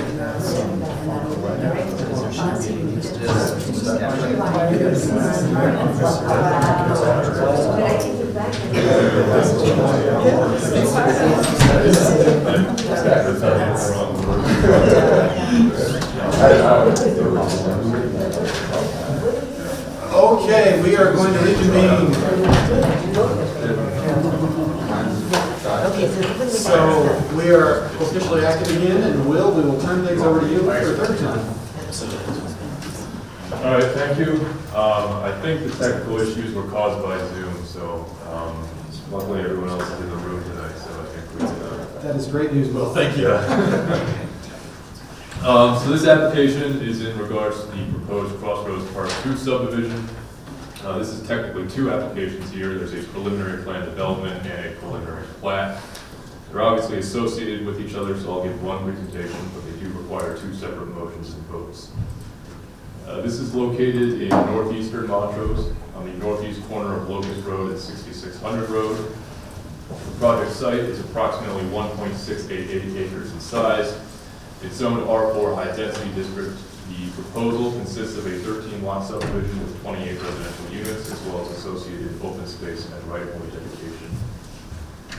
Again, same subdivision process as before. You may remember this did come as a sketch plan application to Planning Commission, and now this is in the preliminary plat stage of the subdivision process. According to the land use map of the comprehensive plan, this area is intended for residential mixed density high. Uses here range from attached buildings on individual lots such as townhomes, multifamily development, ADUs, etc. As always, development should occur in association with the municipal code and zoning regulations. Certain deviations from these standards can be requested with an associated plan development plan, such as we have here. The applicant is requesting deviations to setback and lot requirements. One thing to note, overall density deviations cannot be requested through PDs, but density can be shifted. By dimensional requirements, this lot could in theory accommodate up to 31 units. This proposal is for 28. The R4 High Density District is intended for multifamily residential, but allows for a variety of residential uses all the way down to single family. The surrounding properties are zoned R4 and R3 medium density. And so here are the ordinary dimensional requirements in R4, As you'll see in a second, the subdivision requests variations to the lot size and setback requirements, and thus the need for the plan development. And here is the PD plan. I know it's difficult to see on here, but the proposal does request variations to setback requirements. Also, the lot sizes are smaller. However, the overall density does fall within what is allowed in the zoning district. And then here's the first page of the subdivision plat. This is the document that sets the property lines and ultimately allows the developer to begin infrastructure improvements. And then the second page shows some of the plat notes. These are the standard plat notes that are required on all of our subdivision plats. So in conclusion, staff finds that the Crossroads Part 2 preliminary plat is in compliance with our subdivision regulations, pending the plan development plan. Since the plan development is what would make the preliminary plat possible, that would need to be approved if the preliminary plat is going to be approved. Staff finds that the proposal meets the intent of the R4 zoning district.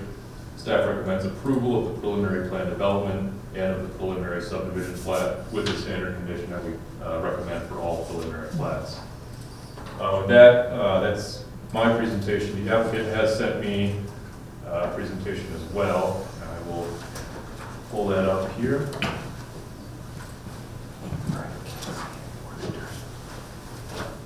And I'll ask the applicant to move forward.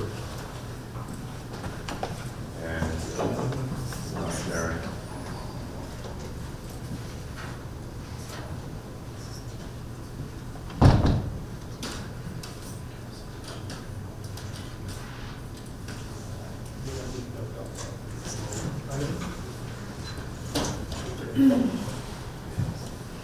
Tim, can you state your name and address for the record? You can. Tim Clifford, 1718 Admiral Avenue, Suite 100, Cheyenne, Wyoming, 82001. Good evening. It's good to be back again. A little bit of history before I explain the product so that you can understand why this is what it is we design. I'm a multi-family apartment builder across America for historically and tax credit. And doing that with big box builders, 2, 3, 4, 5, 6 story apartment buildings. That is not what Montrose wants for apartment buildings. More powerful zone.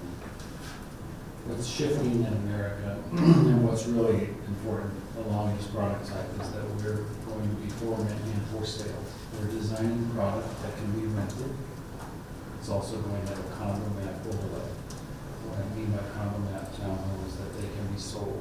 And so that's the reason for the width of the streets to be 50 foot, so this product can be sold if we decide to put the map and sell it at a later date. Had we done it the opposite way and gone smaller roads and driveways, we could have gotten more units such as staff had recommended, and that's not the design criteria that we wanted to follow through with. You'll see in my presentation in a minute what the product looks like. Plans are 100% wrong. We're through our third plan check with the Building and Safety Department. It's our goal to start as soon as we get the approvals, subject to the economy, financing, and the challenges that we all know we're faced with today. Of course, we're all on that one anymore. I'm the original developer of the project across the street, known as Crossroads Park 1. That was 48 units, done 20 years ago. Very successful, very desirable product today. When units come up for sale, they sell fast. Our target market is affordability. So the average unit size is approximately 900 square feet, 2 bedroom, 2 bathrooms. We do have a 1 bedroom unit, goes all the way down to 640 square feet. And we have a 3 bedroom, 3 bathroom unit, goes all the way up to 1407. The lot sizes are allowable that we can put different product in the different lots the way we design. So we have creativity in the design of getting to this point so that we functionality, if there was a higher desire for more of 2 bedrooms, 2 bathrooms versus 3 bedrooms and 3 bathrooms, we could accommodate that. So they're universal in size. Parking requirements. On the outside of the units, we met the parking requirements by city code without the inclusiveness of the garage parking. Each and every single unit has a 1-car attached garage, which means an apartment living unheard of. Be able to pull in a garage, walk from your door into your house, and be able to live or type of townhome product in this type of square footage of the product. Parking that we did inside, but the garages are not part of the parking lot. So if people use it as storage in our car, which we will have far more will, it's not affecting the parking, we have the parking outside in front of the houses. We've met our open space, and we did it. Typically, you wouldn't see this type of open space such as this right here. I'm trying to make it easy for everyone else to see. This open space is now designed so that it goes around the detention pond and the reservoir for the irrigation water. We're going to actually use the irrigation water. Each and every unit on the downstairs will have a container in their backyard. By the way, half of the units all have rear yards, 10 foot by the width of 40 foot of the lots. So again, in rental lifestyle, you don't find apartment living with rear yard capability or access. But because of all the units having rear yard capacity, we also have this open space here. We exceeded our apartment, and we tried to make it so that there was really a common space that was functional for use. We are doing things that are ergonomically correct. You'll notice solar panels on top of the roof. We will not be installing the solar panels, but we will feed and run preliminary power for them. So it will be pre-wired and roughed in for solar panels to be brought if they so choose to do that at a later date. As an owner of a townhome, not as an apartment.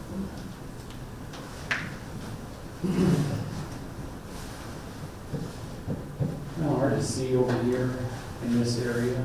William, can you bring up the PowerPoint presentation? Because this map is does not have the latest and greatest design, and I don't think that does. You'll see in this area right here is the common area, and right there, I don't know if you can blow that up, Will, that is a garden area. We've designed outdoor garden for every single one of the units to be able to have gardening capacity inside a controlled fenced area so that they can grow their plants during the proper seasons. Right there is, again, just more open space along with this open space here. So we're giving people a lifestyle and affordability that is not normal in apartment style housing or square footage.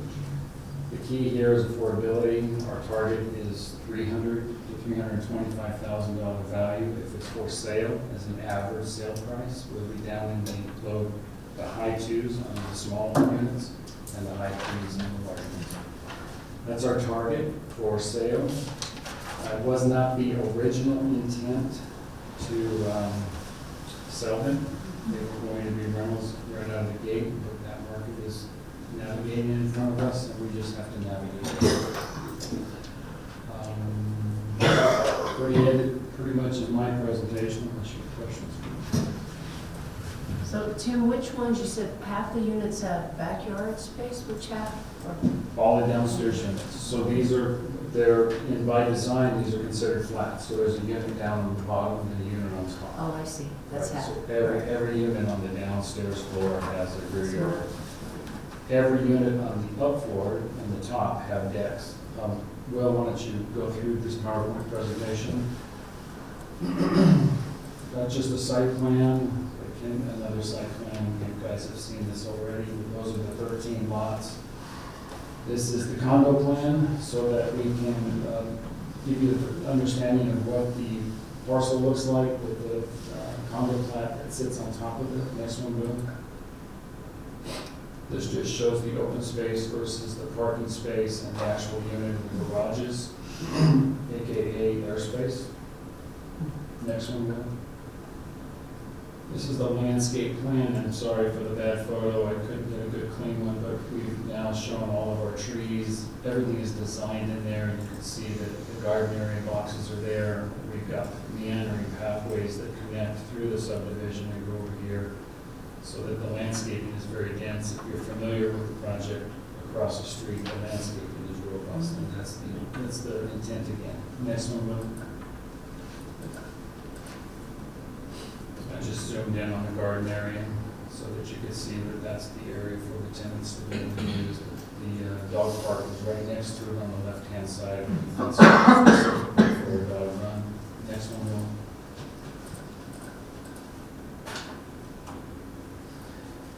This is one example of the elevation. This is considered the 3-bedroom, 3-bathroom. It's known as the nest. It's 407 square feet. And as a father of 4, as a grandfather of 4 millennials, their lifestyle of living has become such that they rent rooms, and therefore that reason each and every unit has a separate access point so that their living space in a bedroom actually has a bathroom, a little kitchenette, not for cooking, but rather a kitchenette so that they have their space, and that's how the homes are designed. There are also, another word for that is called lock-off, so that the bedroom can physically be locked off, but it's not a separate unit. This is the next one, Will, please. That's a floor plan. Sorry again for the visible photo. It's not real well, but we come in the side door into the nest, which is the main floor, which gives you the living room, the kitchen, the dinette, a full bathroom that accesses the hallway and the master bedroom. And then this is the master bedroom downstairs. 2-car garage. You'll see this door right here will allow the 2-bedroom units, which is a 3-bedroom, to come up their stairway separately. Next one, Will. And then this would be the upstairs unit coming upstairs, and you can see this is a bedroom with a little kitchenette, their full bathroom, isolated with their closet. You come over here, it's another bedroom, the same thing. It's a bedroom, closet, little sitting area, and a small little kitchenette. Just giving them an under-counter refrigerator so that they actually have that lifestyle in a bedroom that they can be on their own. Next one, Will. This is the cottage and the corral. The cottage is downstairs. The corral is up. This is the front entrance for the upstairs unit, and then there's a side entrance for the cottage down below. This particular unit, the corral on top has a complete deck that services its need, whereas the cottage down below has the rear yard and the side yard for access for that. Next one, Will. This is the floor plan, so you can see the side entrance for the cottage unit. They come down the side and go in their unit. This is their 2 bedrooms here. They come in, living room, and kitchen. This is their backyard, so they've got a typical standard backyard for the downstairs unit.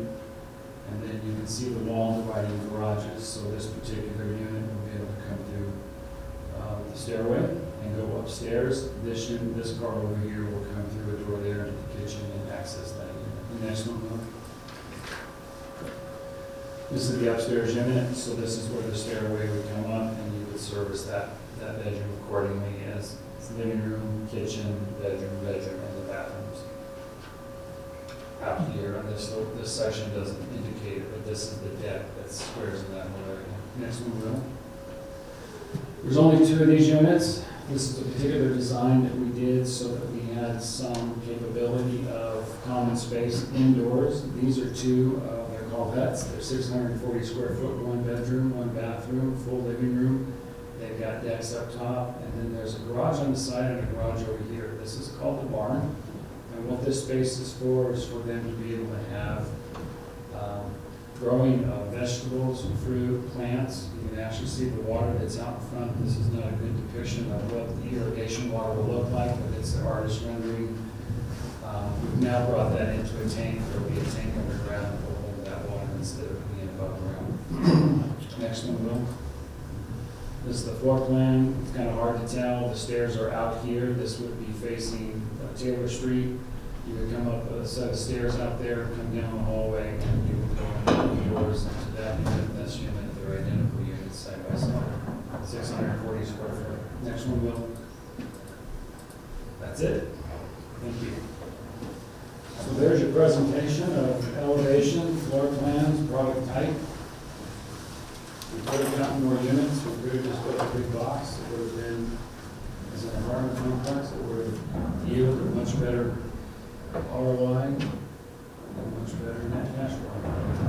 We're not seeking the highest yield of profitability per month, but rather seeking the industry understands today's exit strategies. You don't want to get stuck with one product type. And today, this is where the world's going. Product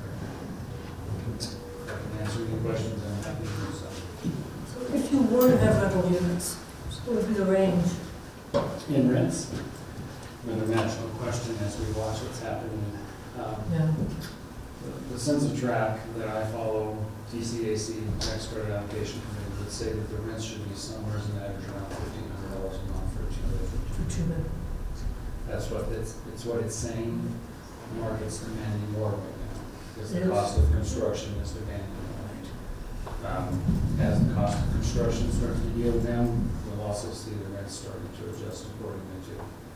But I would say the average square footage is going to be somewhere around 950-ish, 2 bedrooms, 2 bath, and the average rent would be somewhere around 1,500. Pictures show a lot of fencing between units and around. Is that the plan for up here? Not that I have a strong feeling either way, but. It is. Yeah. Each home will have uniform vinyl fencing, exterior, interior fencing, completely installed in the units. They'll be isolated to their own side yards, their own rear yards. Absolutely similar to the same product that's across the street, vinyl fencing. Can you go back to the hut? And the one that shows the driveways? So, no, just that one right there. There's no driveway right here. That's correct. That's the only unit that doesn't have garage access. There's outdoor parking because it's a 1-bedroom. And so the parking, if you want to go back to the site plan level, thank you. There's all this additional parking right out here in front of the garden area, in front of the dog area, and this would be outdoor parking that will service those 2 units in there specifically. There is a driveway design here, and they can pull in that 1-car garage, but not this side garage. The idea of the 2 garage doors is if they're growing plants, fruit, vegetables, that type of stuff, that they would have cross ventilation for the right kind of weather. So that would be more for storage than it would be Yes, sir. garage. Yes, sir. I love to talk about trucks, and this is obviously, and well, you even had some trucks in your picture. So what is our parking length for those folks parking in front of their garage? What length of vehicle can they accommodate in those parking spaces? 20 feet. So my truck is 25, and my truck is very, very common. Any thoughts on why 20 is adequate? When you look at density and you give them garages and you give them outdoor parking space, hopefully they're going to park their large trucks on the street. It's just the beast. Where on the street, where are you thinking? You go to the site plan. So there is parking in between, can you blow it up, in between there's space, so it's kind of hard to see, but when you actually get landscaping and the walkways go around the corner, all along here, you'll see parking space 49, 50, and then if you go on back, go across the street. So there's 2 stalls, to answer your question, that specifically allow for larger vehicles to park if they have that. We will create an HOA. The HOA will mandate parking space to be controlled. We have a 20-foot setback plus the sidewalk, so that actually allows the 25-foot of depth. It's just what it is. If you're in an apartment complex, the parking stalls are 10 by 20, and if you're a big truck, you're sticking out in a 24-foot driveway. So with a 50-foot street, it's how do we make this work by having garages and parking to meet the parking outside without including the garage. So the sidewalk, you're ultimately endorsing the idea that my truck, just go ahead and block the whole sidewalk. All the folks who are walking, head into the street, et cetera. I'm not endorsing that. We'll actually have a 20-foot requirement. If somebody has a 21 or a 22-foot, they're going to have to demonstrate that they have nowhere else to park it, and that those 2 spaces are already being taken on a regular basis. And then as a good property manager, we'll make concessions to those 20, 22-foot. And so are each of the parking spaces assigned? Yes, sir. Okay. Are they, if it becomes condo, are they deed assigned? They are. Yeah, they're specific to their unit and their design. And there's guest parking over by the gardens or something like that? That is all of this parking space right here. There's 1, 2, 3, 4, minus the 2 units up here. So there's 4 guests and 2 handicaps, so 6 total guests. There is parking now on 66 and on Locust to be able to park visitors that can actually park out on the main street. Really? Yep. I guess long range that would be not, or would be prohibited by our code, it's a minor improvement, but, Right. so I wouldn't count on that. No, I agree. So that's why we didn't show. The green areas you will be paying for. Sorry. You will be putting in the green areas that won't be seen. Correct. That's all of us.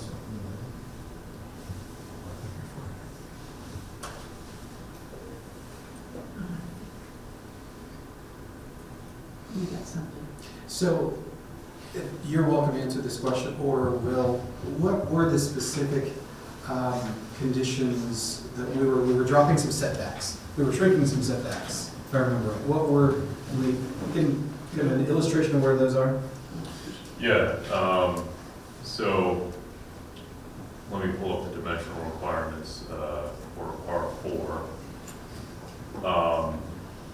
So within R4,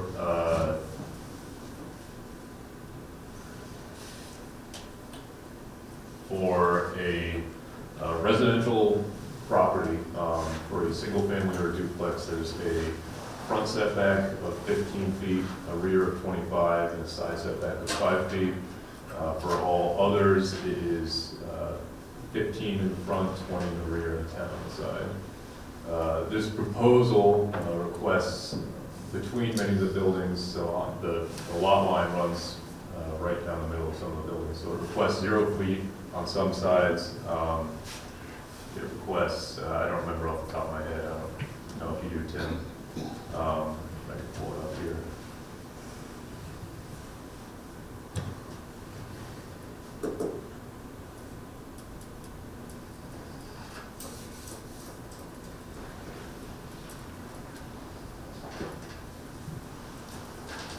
And it varies depending on the specific property.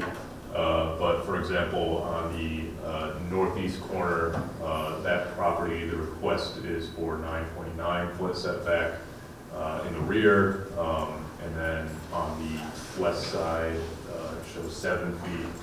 And it varies depending on the property. Those setbacks are shown on the PD plan.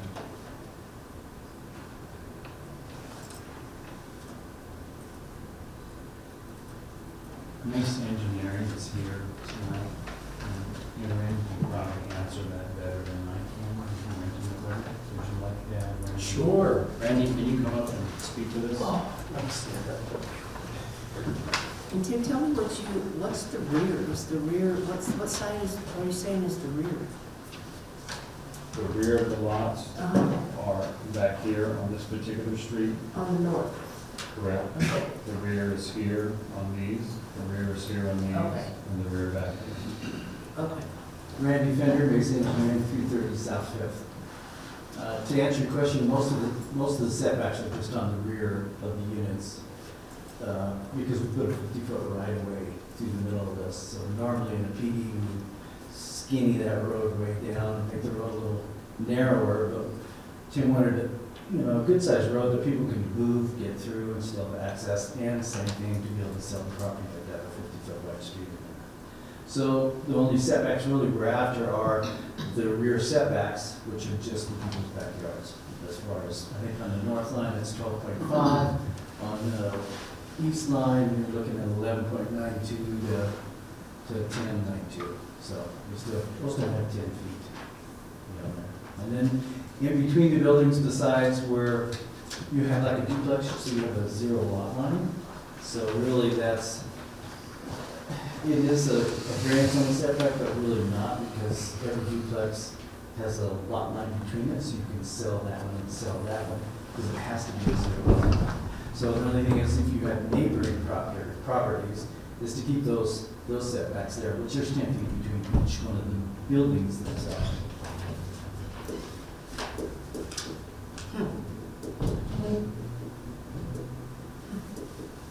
It's interesting that you say zero setbacks.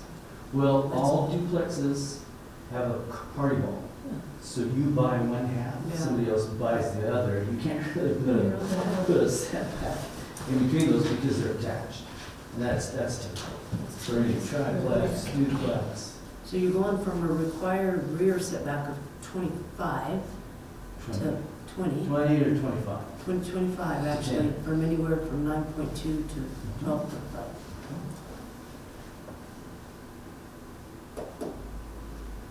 No more room. You can't park your truck in the back. Oh, There's none. The truck is not, It's all foot traffic. Yeah, okay. I just knew what he's thinking. I'm going to go there. oh, there's multiple issues I'm thinking about. Well, sticking to on the, you have to, that city code is 20 feet from the back of sidewalk to the for driveways and anything. So that's city code. I think we talked about this when we had the sketch plan. There's no variance between the property and like Locust. No. That's all right. That was my main concern. No, the city, we gave them the right of way.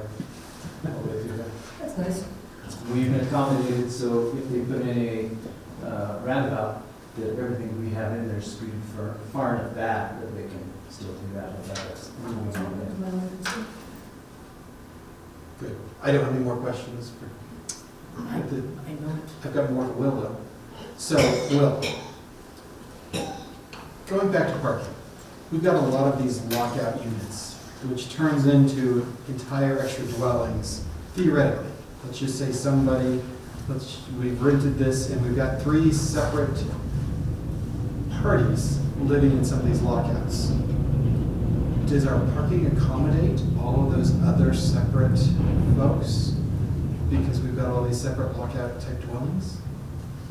So we have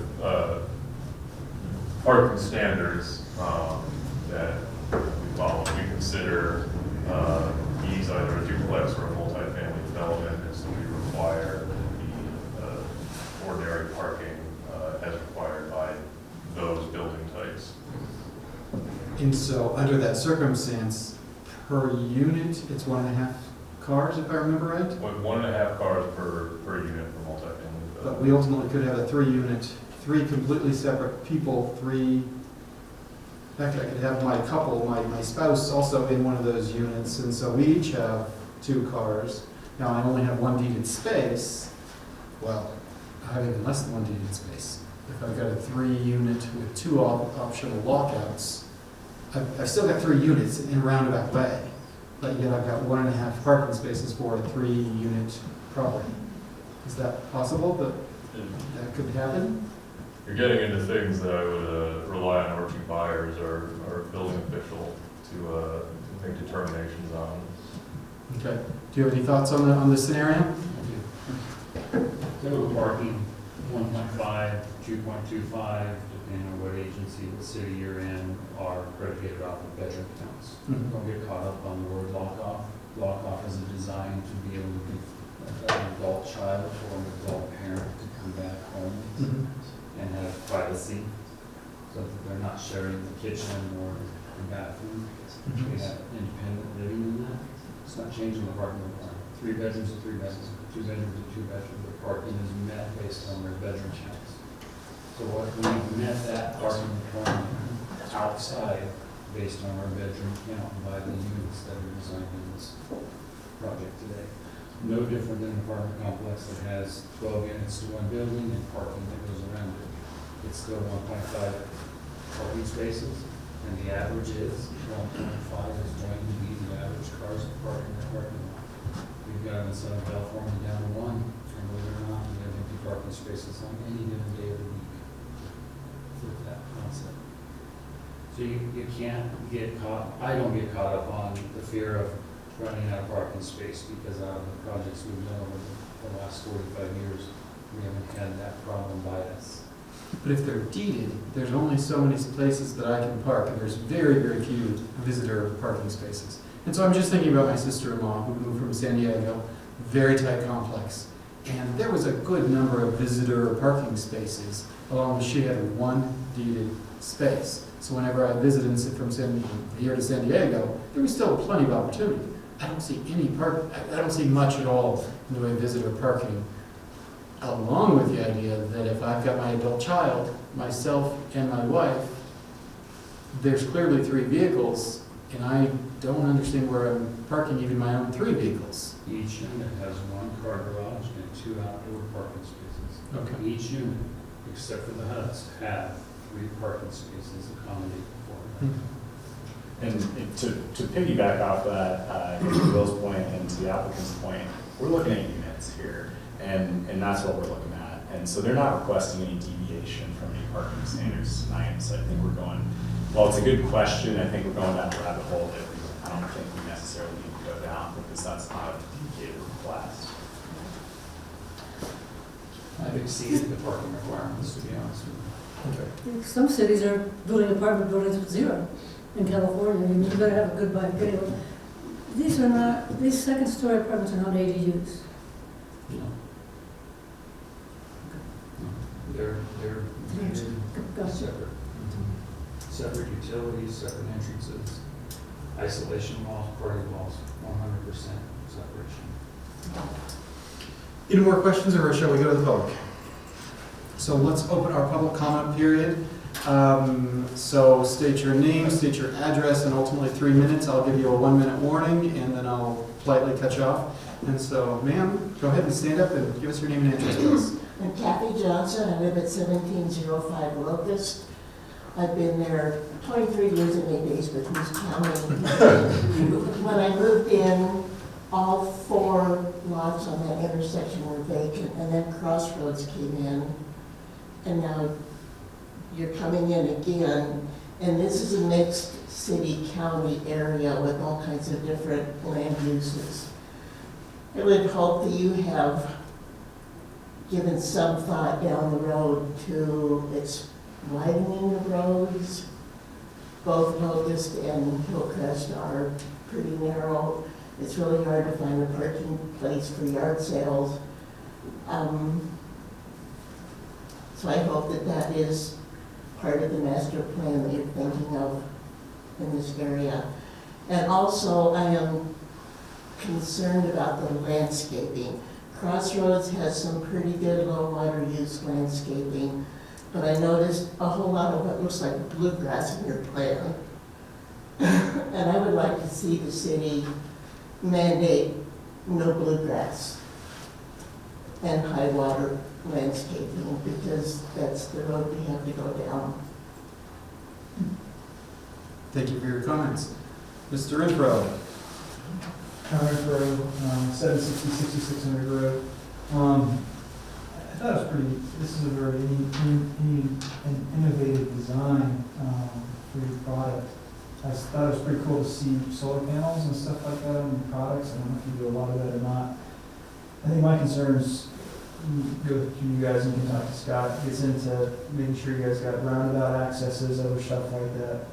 Obviously with the stuff that Hilltop's just doing to the north of that, in not a dead city with what Matt Miles is doing on Bear Creek, there's a huge amount of traffic impacting right now on some of the stuff going on at least the 6700 road / Hillcrest arterial. It's just getting worse. The traffic and incident counts continue to go up with regards to that. So I think that with the amount of mass that's coming in with those developments, I'm sure that Scott's probably went through and seen that you guys have the roundabout aspects. That's probably going to be accelerated with the amount of mass that's going to be put in this particular area with everything that's happening on north. So that was one. Second thing is just, since I do a lot of the other things going through, it gets into management control. If we're doing Section 8 housing, other stuff like that, this has been one of those touchy situations with regards to a lot of different complexes throughout Montrose. How is that managed? How is that maintained? And just the law enforcement, and we're going through and doing that, just the quality of the person that's doing the individual or management aspects. So, usually there's great companies, there's other companies that are going through. It's going to be a very interesting thing if we're doing selling and leasing simultaneously, because then that sometimes can get skewed at times on the common area. The HOA will be kind of important. I don't know where any of the mailboxes are, it's just minor comments. If you're going to go off and do the larger trucks, Chad, I think you can take 23 and 25 and just push that down into the common area just to have a little bit more variety of maybe lengths and having, bigger parking spots for some units and smaller for the rest of it. So hopefully that maybe accommodate a larger truck for at least some of the stuff inside of the thing.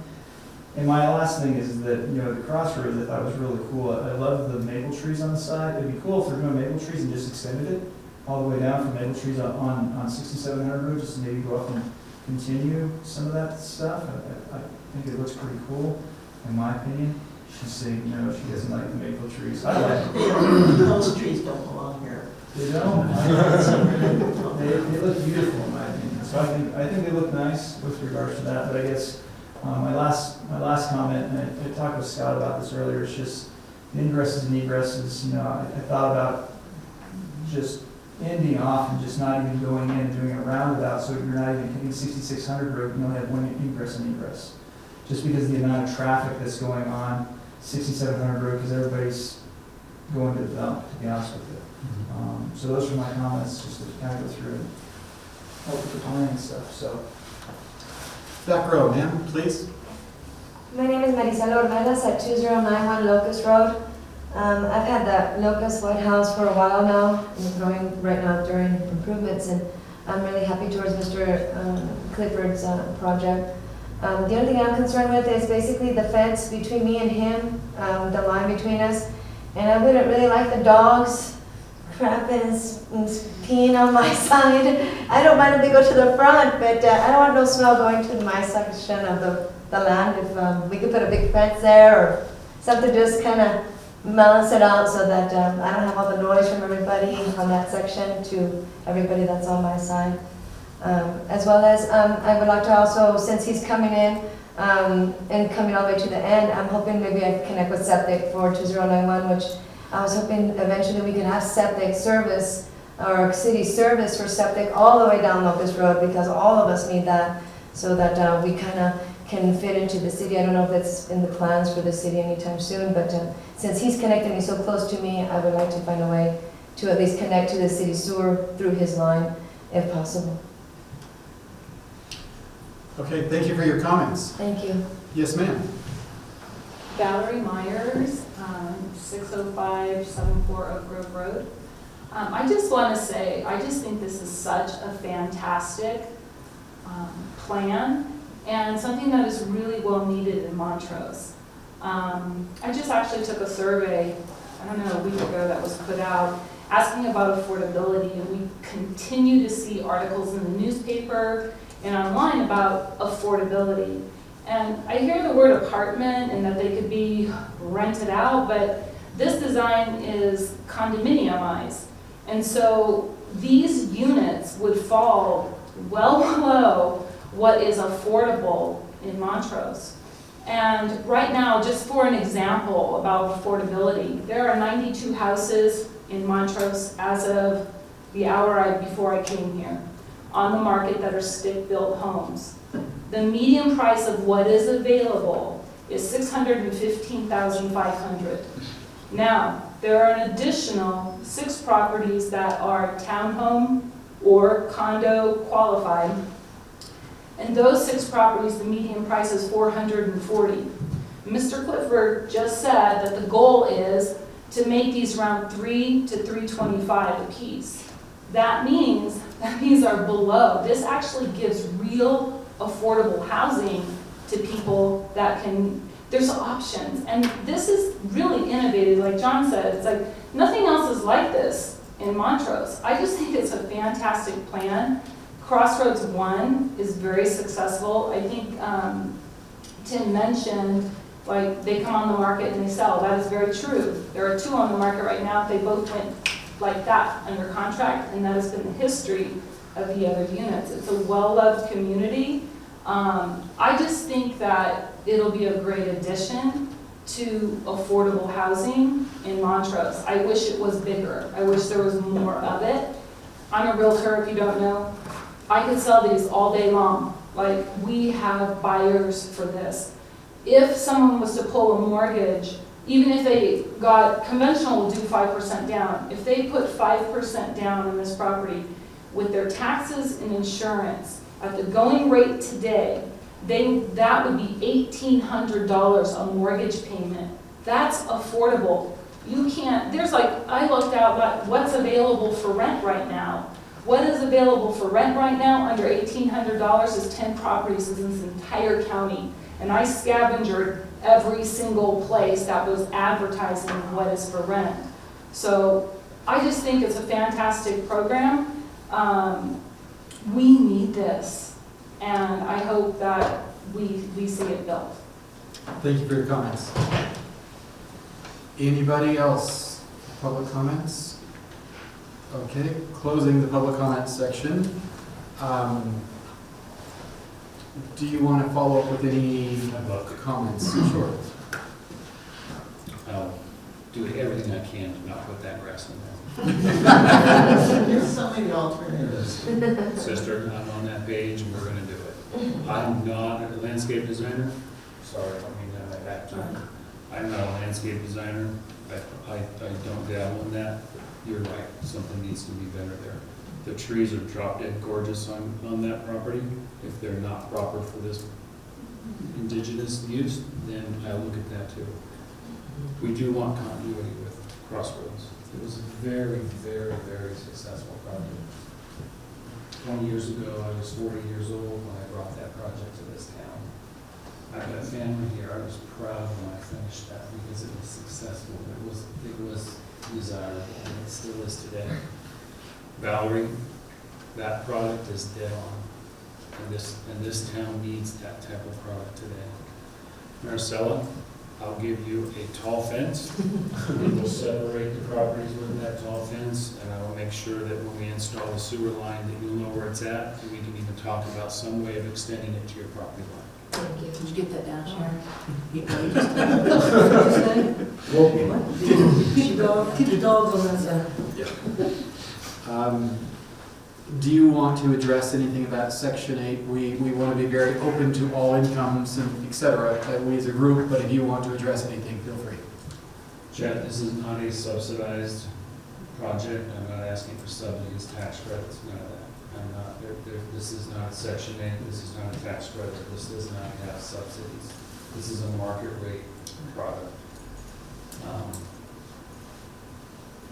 And I don't intend on it ever becoming that. My mother-in-law lives across the street. I own a unit. I have the intentions of making a project that's quality. I'm not saying that Section 8 isn't. We have many, many Section 8 housing projects under our sphere of influence. Tax credits are built as nice, if not nicer, than market rate deals. But in this particular case, that will be the scenario where any Section 8 housing is provided. You accept it because it's based upon Colorado law, that regardless of where the income comes from, but you're not purposely looking for any particular client one way or the other. 100% of the programs. Are there any additional questions that we have not already addressed? Well, I kept hearing 6700 Road, but I'm not that familiar with that side of the highway. No, Hillcrest is 6600 according to this map. I think they meant 6600. Yeah, 66. Okay, I kept hearing 6700, and I'm just looking at the map thinking, they're not even close together. Okay. I wasn't missing anything. So, as a commission, do we have any comments or concerns about the setbacks and the variances that are being requested? And or if we don't? Yes, I'm asking us if there's any discussion and or maybe somebody's ready to move on for a motion. So, I don't have anything. John, you have to know that traffic is something you bring up a lot. We're aware of that the city budgets. I mean, you know, honestly, if I was out in the audience, I would be screaming about, that's where I ride my bike. And, you know, for years, it's just like, yeah, I'll just ride up to the landfill and come home, and now it's scary. So, yeah, that's an issue, so. So I agree. Yeah, yeah. No, I'm done. Okay. Does anybody want to give a motion? I will one of them, and then you guys have to do one. I will do the preliminary plan development conditional motion first, right, Will? That's correct. I hereby make a motion to recommend to City Council approval of the preliminary plan development application with the following conditions. The approval of this preliminary plan development is expressly conditioned upon city staff ensuring that all policies, regulations, ordinances, and municipal code provisions are met, and that the applicant adequately addresses all of the staff's concerns prior to the execution of the final plat. The city staff is not authorized by this approval to execute the final plat prior to all conditions being satisfied. The request meets the code criteria based on the evidence and testimony presented at this hearing and in the staff report. Is there a second? I'll second it. All those in favor? Oh, I'm sorry, discussion, yes. Anybody have any discussion? I do not. Okay, all those in favor? Aye. All those opposed? And it passes unanimously. Congratulations so far.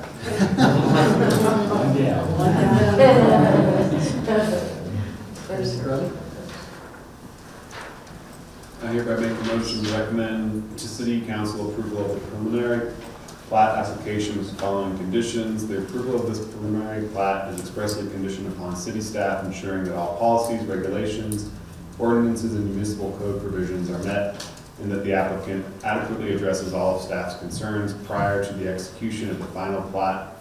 The city staff is not authorized by this approval to execute the final plat prior to all conditions being satisfied.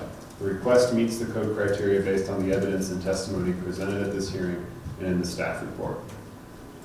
Is there a second? I'll second. And discussion? No discussion? All those in favor? Aye. All those opposed? And it passes unanimously. Yep, good Thank job. you. You're 2 minutes ahead. Okay, we're going to take a 3 to 4 minutes recess real quick.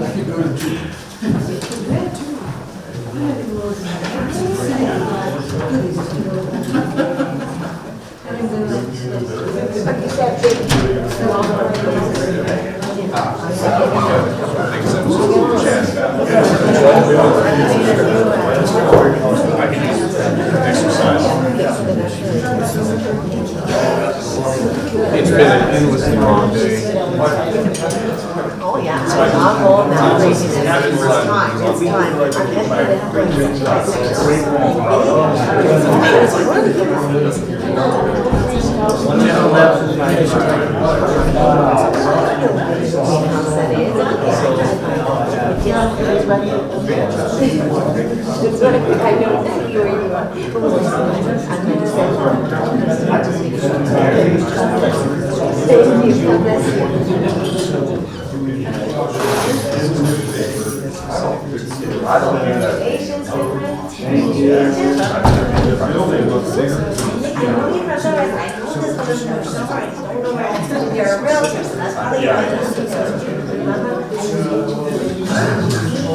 I gotta go be with kids. Be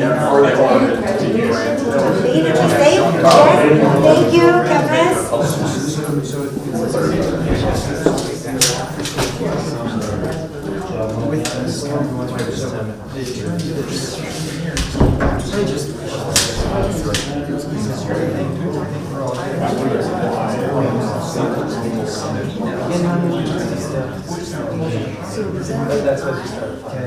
Yeah, I mean, like today,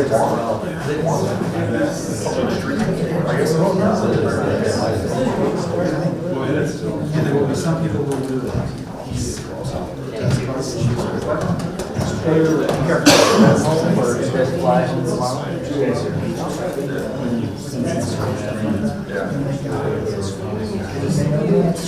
what do they want? Well, we're still in emergency. Yeah, I don't have to go back out. Oh, yeah. But getting concrete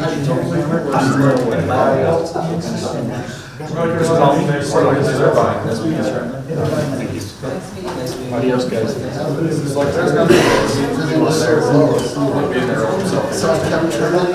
we ready? Okay, we're gonna get started again. Chase, where's Chase? Well, you want to take over? Jason, presenting this next one. Okay, so continue your conversation for a moment. Let's just all have a conversation. There's a lot of confusion. We just let them. Can we restart the Zoom? We got an engineer that's at home. Yeah. He's on. They do very well.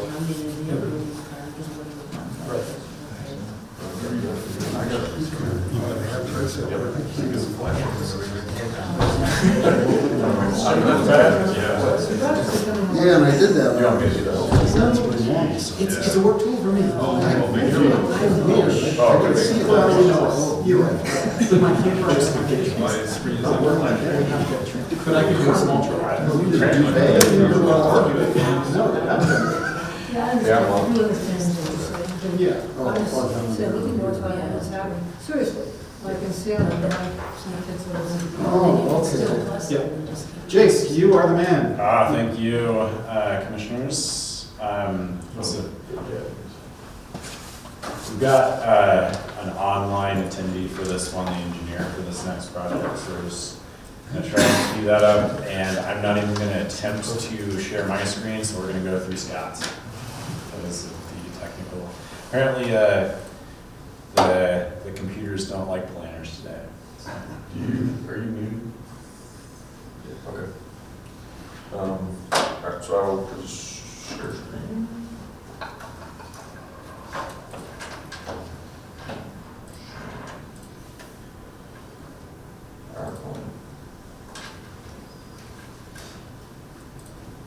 So can you hear us, Brian? See that okay? All good on my end. Perfect. Just gotta use an engineer's computer. I'm one of those this week. In our legal department's upstairs, I don't think it's important for them to necessarily hear my presentation here, so I'll just go ahead and get started.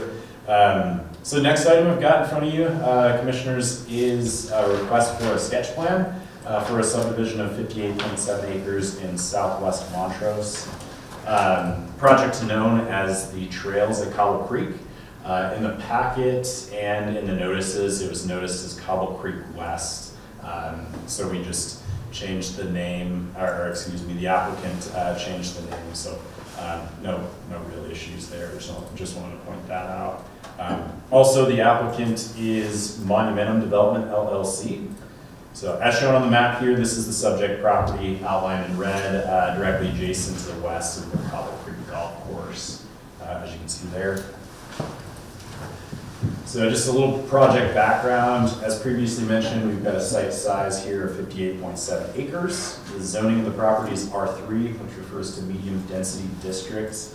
As you can see on the screen, the adjacent zoning to the east is also 3, that Cobble Creek area there, while the properties to the north, south, and the west are all within unincorporated Montrose County.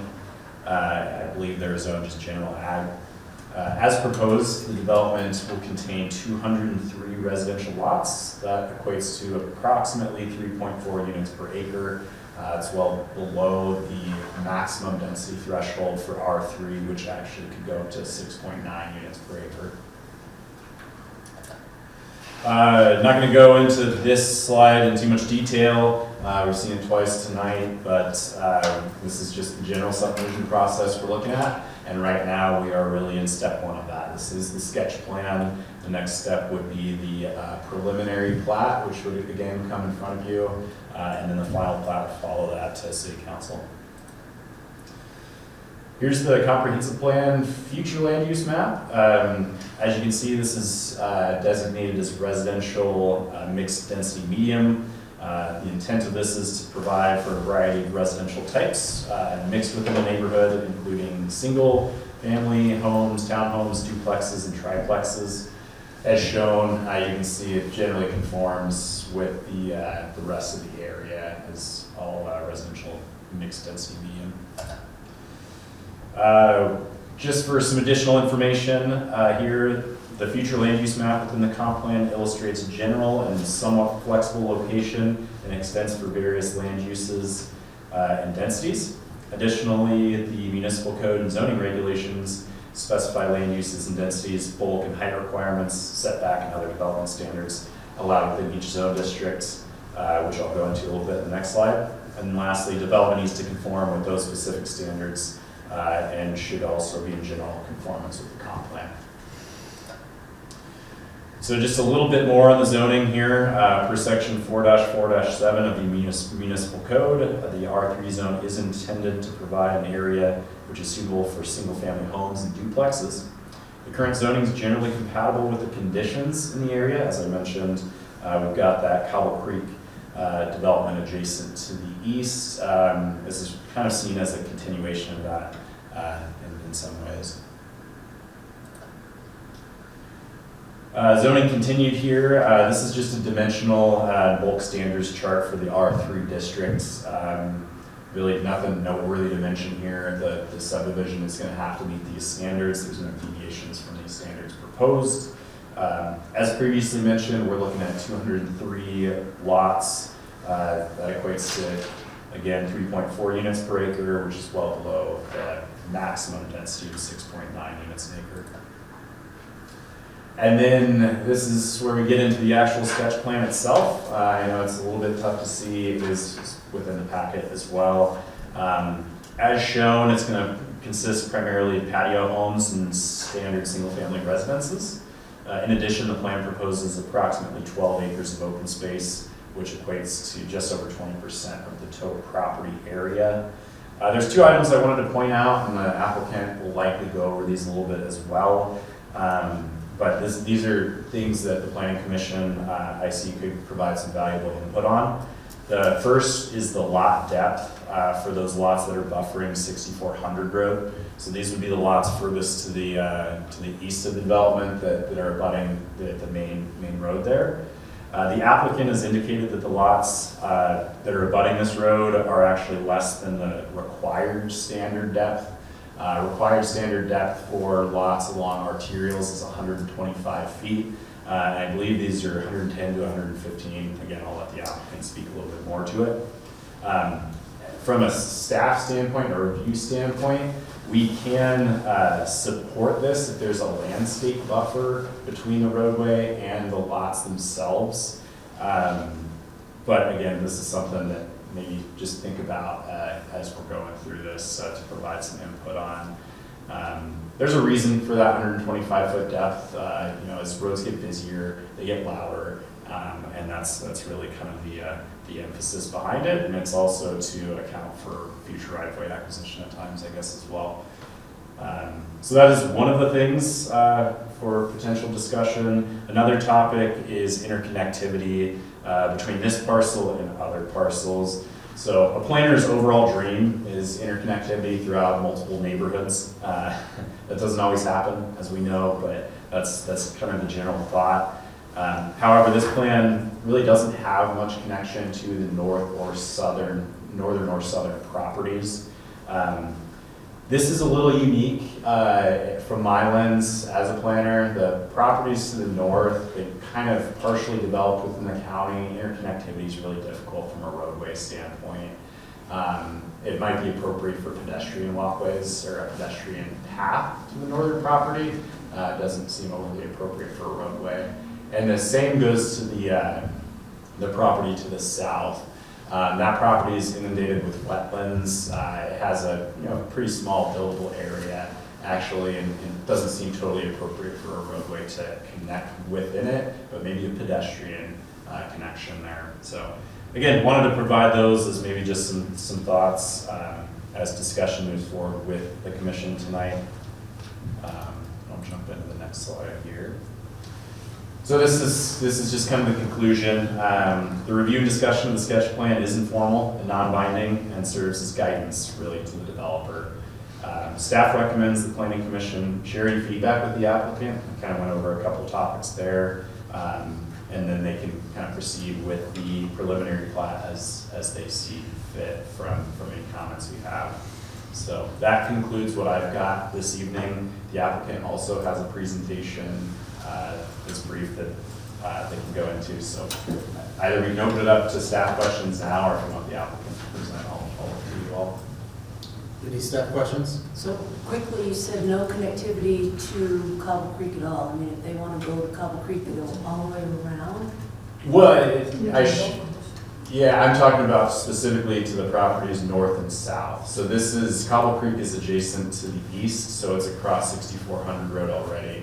Yeah, we'll have to go to. Yeah, I can speak to that a little bit. So yeah, this one, you know, this kind of came up with Woods Crossing North, you know, those neighborhood stubs and some of those issues. So yeah, I think what Jace is pointing to is, you know, the northern and southern, you know, do you leave means for interconnecting to this little remnant parcel or this county parcel. Bigger picture, if you zoom out, this is 6400 Road, this is 6450 Road. They all classify as minor arterials. As Cobble Creek South develops, which is also potentially under this developer, within the annexation agreements and our comp plan, there are connections to get those connected through there. There's also connections up near the northern end of Spruce Point, or just north of Spruce Point as that area develops. So, you know, long range, that grid will be built out.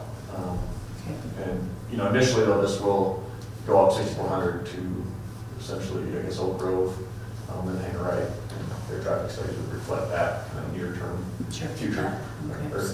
So it is part of Cobble Creek.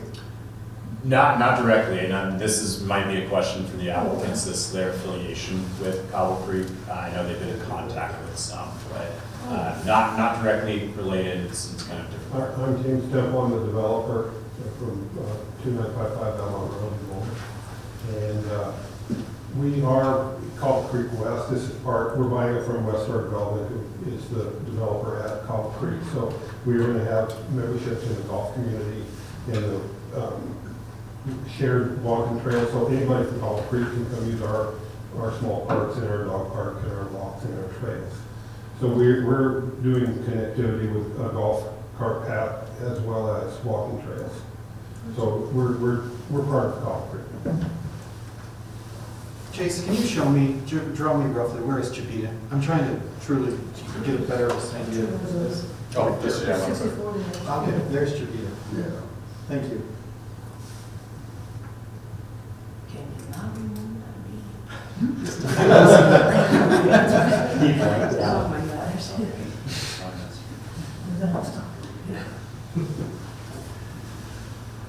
Okay, I think we're done with questions for staff. Applicant, do you have any additional presentation for us? We'd love to make a short presentation. Scott, if you could pull up that PowerPoint. While that's happening, let me just introduce myself. My name is Tom Braun, Braun Associates. I'm a land planner based in Lincoln County, Colorado. And Jamie just introduced himself. He's with Momentum Development. Jamie's had a lot of experience over the last few decades, residential projects in Lakewood, Boulder, Frisco, and a couple in Steamboat Springs.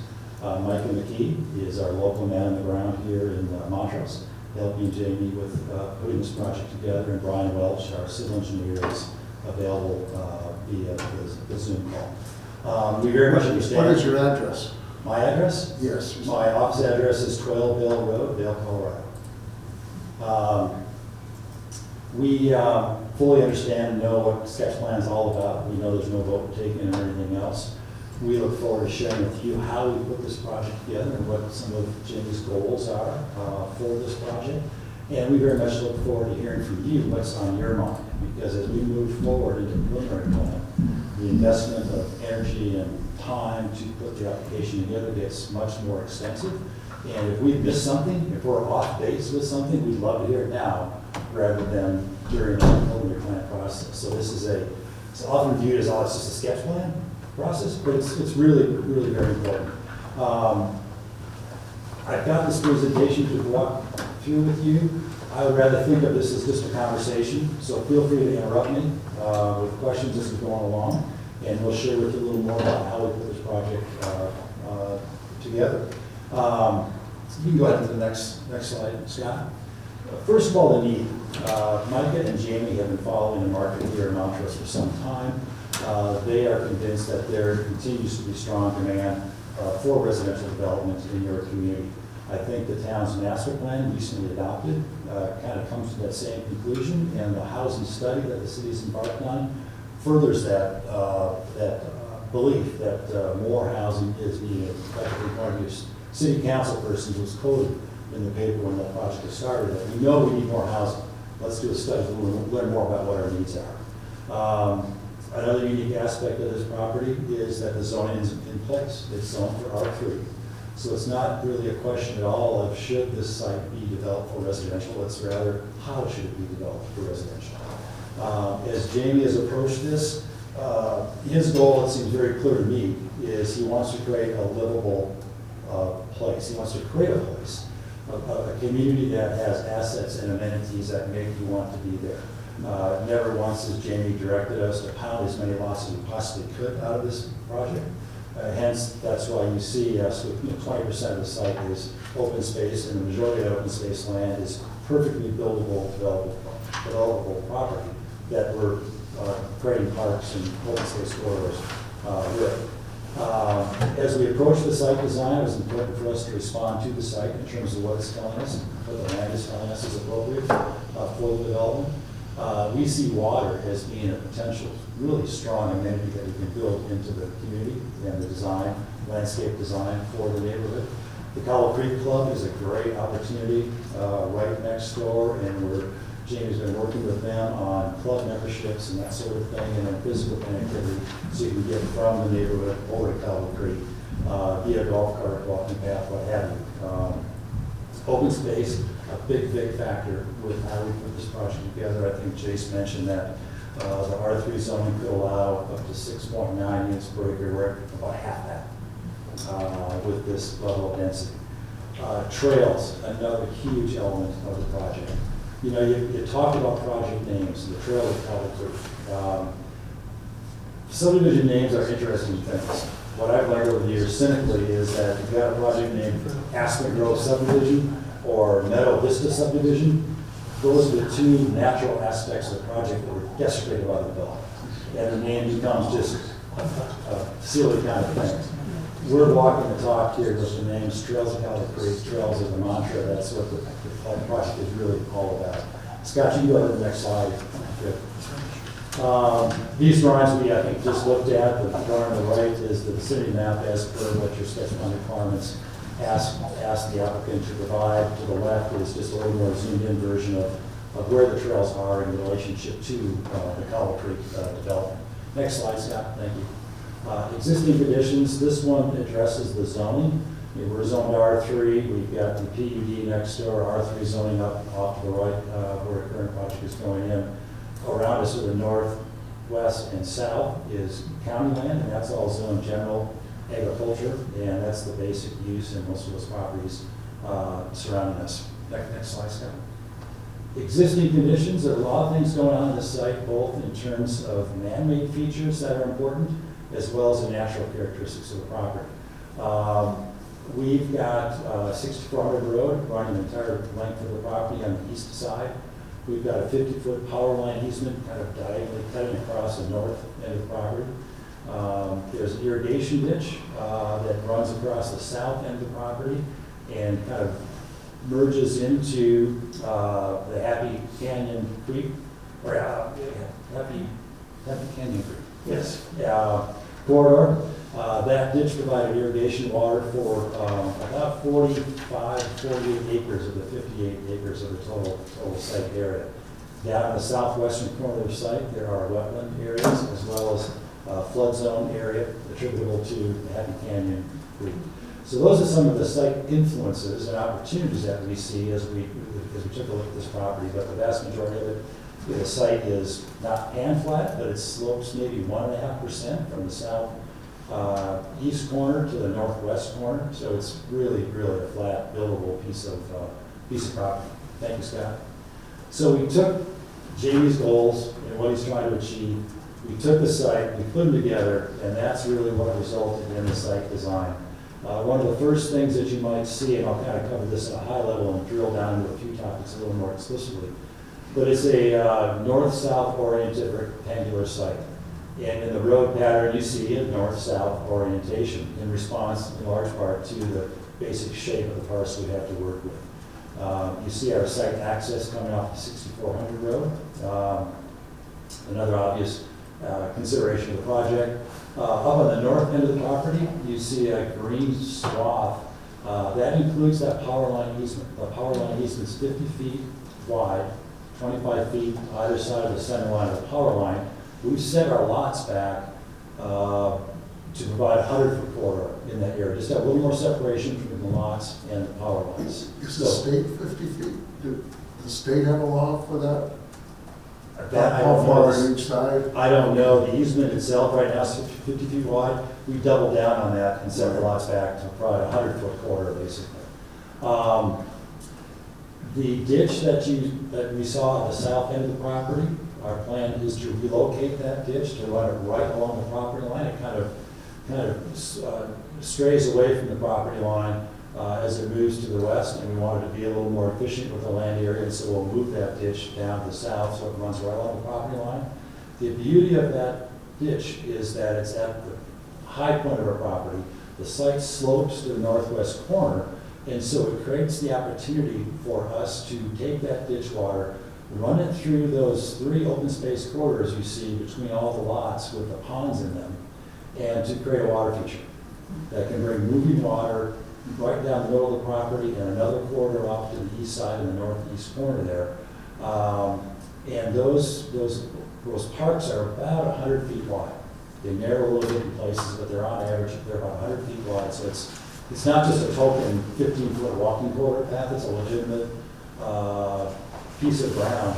As I mentioned before, we weren't trying to squeeze every lot out of this property. We could probably have done 25 or 30 more lots if we used that land for development, but the thought was, again, to create a community with character and distinction, open space and trails. And speaking of which, those corridors then provide a great opportunity not only for the parks, but for walking paths within them. We also have, and I'll show it more explicitly on the other side, but a trail system along the west side of the property, a trail system running along the south side, sidewalk running up north and south in the 6400 road corridor itself, and of course sidewalks within all the local streets. So when we talk about trails being important, we are delivering with a lot of extensive trail system for this community. Scott, you good? I mentioned the wetlands and floodway in the lower left-hand corner of the project. You'll see that's all open space. We're not messing with that area. We took taken the cue from the land, and that will be left in its natural state. Next slide, please. Talk about open space and trails already. This drawing really shows you the same thing. We bumped up the potential alignments of these trail corridors, but as you can see, north-south corridors going through those 3 park areas, running along the power line corridor on the north side of the property, running along the west side of the property, all the way north to south for the neighborhood, and then running east to west along the southern portion of the property. So you've got a lot of opportunity here for your walking experience as a resident or as a member of the public coming and walking on these trails. The connectivity over to Cobble Creek, we're looking at the opportunity for a potential for a golf cart connection from the south outlet street of the project, running down 6400 and then going left or east into Cobble Creek so you can get back into the clubhouse area and the rest of that community. We're envisioning some small play area, pocket parks within those 3 park areas, and the dog park up at the north end of the project, just north of the power line corridor along the north edge of the property. So we really want to amenitize this community to create a place. Scott, you good? Now your code talks and quantifies open space and park areas that are required by the subdivision. It's based on a standard of 7 acres of space per 1,000 residents. I think the code says 2.5 people per resident, so for this project it comes to about 3.5 acres. The code talks about land being dedicated or cash in lieu or otherwise being managed by an HOA. In this case, and this is more of a preliminary plan level discussion, but all of the areas in green that you see would be turned over over to the Trails of Cattle Creek HOA for the management and operation and maintenance of those areas. If you look at the area that's kind of hard to see but highlighted in red, that includes the wetlands area, the southwest corner, the trail extension off to the east, the trail quarter going up to the north, and the trail running across, diagonally across the north side of the property. That's about 4.8 acres. So we're roughly 30% above the requirement. When you factor into that then those 3 parks in the center of the project, that gets us to 12.4 acres of total open space, or over 21% of the site. Again, a fairly significant commitment, I think, towards the open space and park, or amenity package, if you will, of the neighborhood. Next slide, Scott. If I hadn't mentioned, we do have some residential lots planned here as well. It's not all about open space and trailer corridors, but the lots in yellow are thought to be, envisioned to be more of the patio home kind of concept, the lock and leave type of thing, which really doesn't matter to zoning and what your role is here. It's more of a management thing. The orange lots would be more traditional single-family lots. I think one thing that's really key to this is what we've designed thus far is all in keeping with the standards for the R3 zone district in terms of limited lot size, frontage, and all those sorts of things. But more importantly, I believe the number is 61% of our lots front on an open space track or corridor or trail system. And our belief is that the more lots that do, you can walk out of your home to a trail, that's better than if you can't. So the majority of our lots, we have achieved that with this layout. Next slide, Scott. Water and sewer service. This diagram is probably hard to read, but Brian, our civil engineer, put this together. Our sewer will run north up 6400 to a lift station. Water will connect in 2 locations into Cobble Creek to create a loop system to serve the neighborhood. The property is located in the Chiquita Water District. We have been talking to the town or the city about utilizing water service from the City of Montrose. They are currently in the process of evaluating their water resources and their ability to provide service to us. That study, I think, is scheduled to be completed in the next couple of months. And we are very hopeful, and it's very important to us that we do have an opportunity for city water, and that will play itself out here in the next few months, but that is very much our intention to tie into the city system. Other utilities, we don't believe will be any issue in terms of communications, electric, and that sort of thing to bring that to the project. As I think I mentioned briefly, the site all drains to the northeast corner of the property, and we're able to, in large part by using those same linear corridors, run our detention into those areas of very shallow detention basins and move that water to the north where it will leave the property in basically the same location it does currently at the northwest corner of the project. Next slide, please. Jace mentioned a couple of these variations that we highlighted in our submittal. Let me just, thank you. One of them, there are 4 of them that were discussed. One of them, some of our intersections ideally meet at a 90-degree angle. We're a little bit shy of that with a few of our intersections. We've talked to Scott about that, and we believe when we get into a preliminary plan, we can work those out and soften those angles a bit and get it to where we're in keeping with what the code says. Jace talked about the lot depth, and I believe it doesn't have so much to do with the fact that those lots on the east side front on a minor collector, but rather those lots front on 2 streets. And it's in that condition where your code says those lots should be 125 feet deep. We designed these at 110 feet. What our comment back to staff was we would rather put those 15 feet into those open space corridors in the middle of the project for the enjoyment of everybody. But we've had more conversation with Scott and Chase about that, and we think we can find a solution that will work for staff and work for us, and we'll refine that during the preliminary plan review process. There's one road you see at that red circle up in the northern corner there. We didn't connect that road out to 6400. And the reason for that was we anticipate much of our traffic, at least initially, coming from the north. And we didn't want to encourage all of our site traffic turning right into the project to that very straight road and creating a situation where it's a speedway. And we'd rather have private cars come into the other entries into the community. There are some concerns at the staff level with that arrangement that we've shown there. And that's something that, again, we can fine tune and work out with staff as we get into the preliminary plan. The one area that would be pretty important to us to get some direct feedback from the commission tonight is the block length. The code says that blocks can't be more than 700 feet in length. But that blue line right in the middle there, you see, is right about 800 feet. So we're a little north of the 700, a little bit beyond the 700-foot standard. Not all of our blocks, but I think 3 or 4 of them do go over the 700-foot threshold. The reason again for that was the long linear north-south orientation of the site. Could we slide in one more east-west road? Yeah, we could. That would mean we probably have on average 350-foot blocks.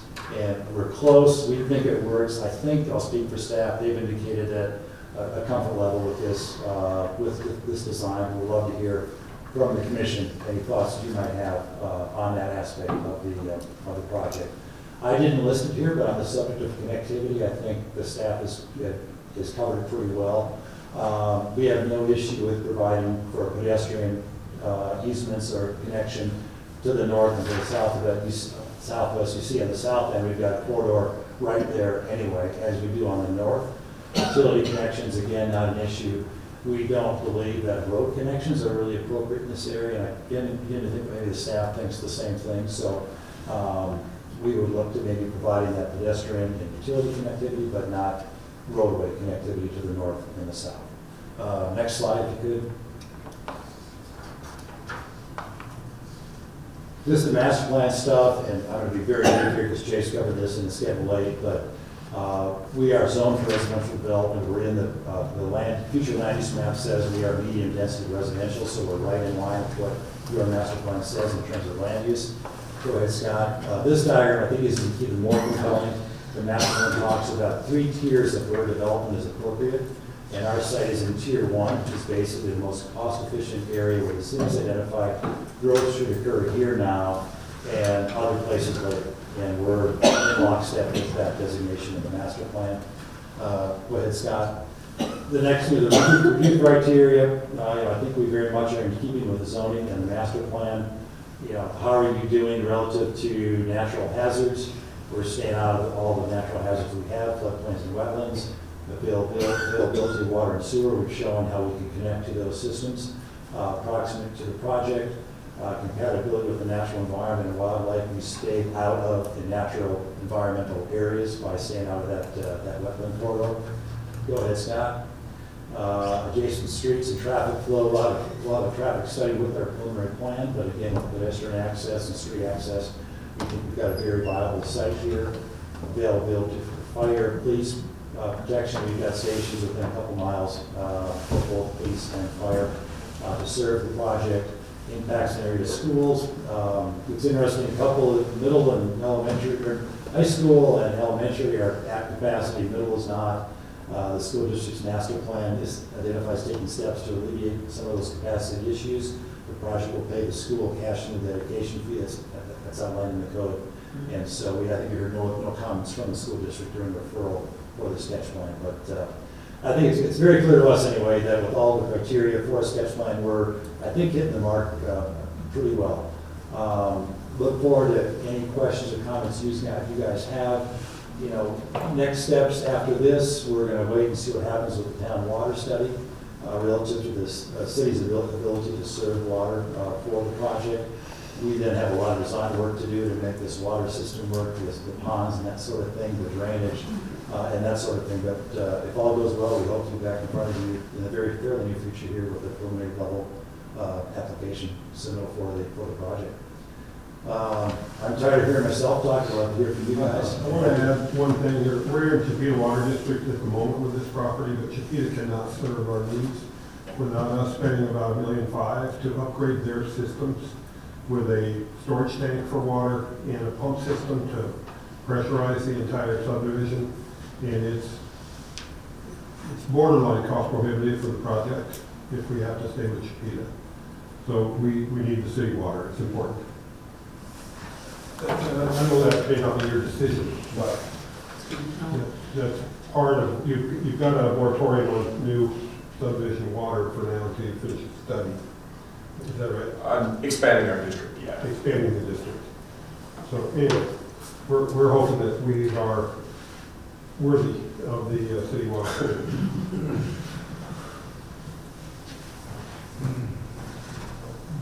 Okay. So what's the distance, the perimeter of that? I'm not gonna do the math. Do you know, like, you've got a walking path around the whole perimeter.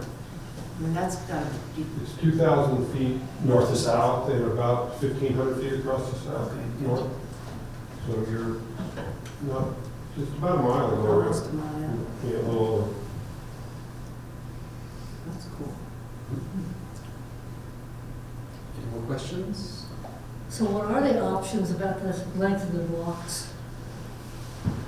We'd have to revisit the plan and see about how we could address that.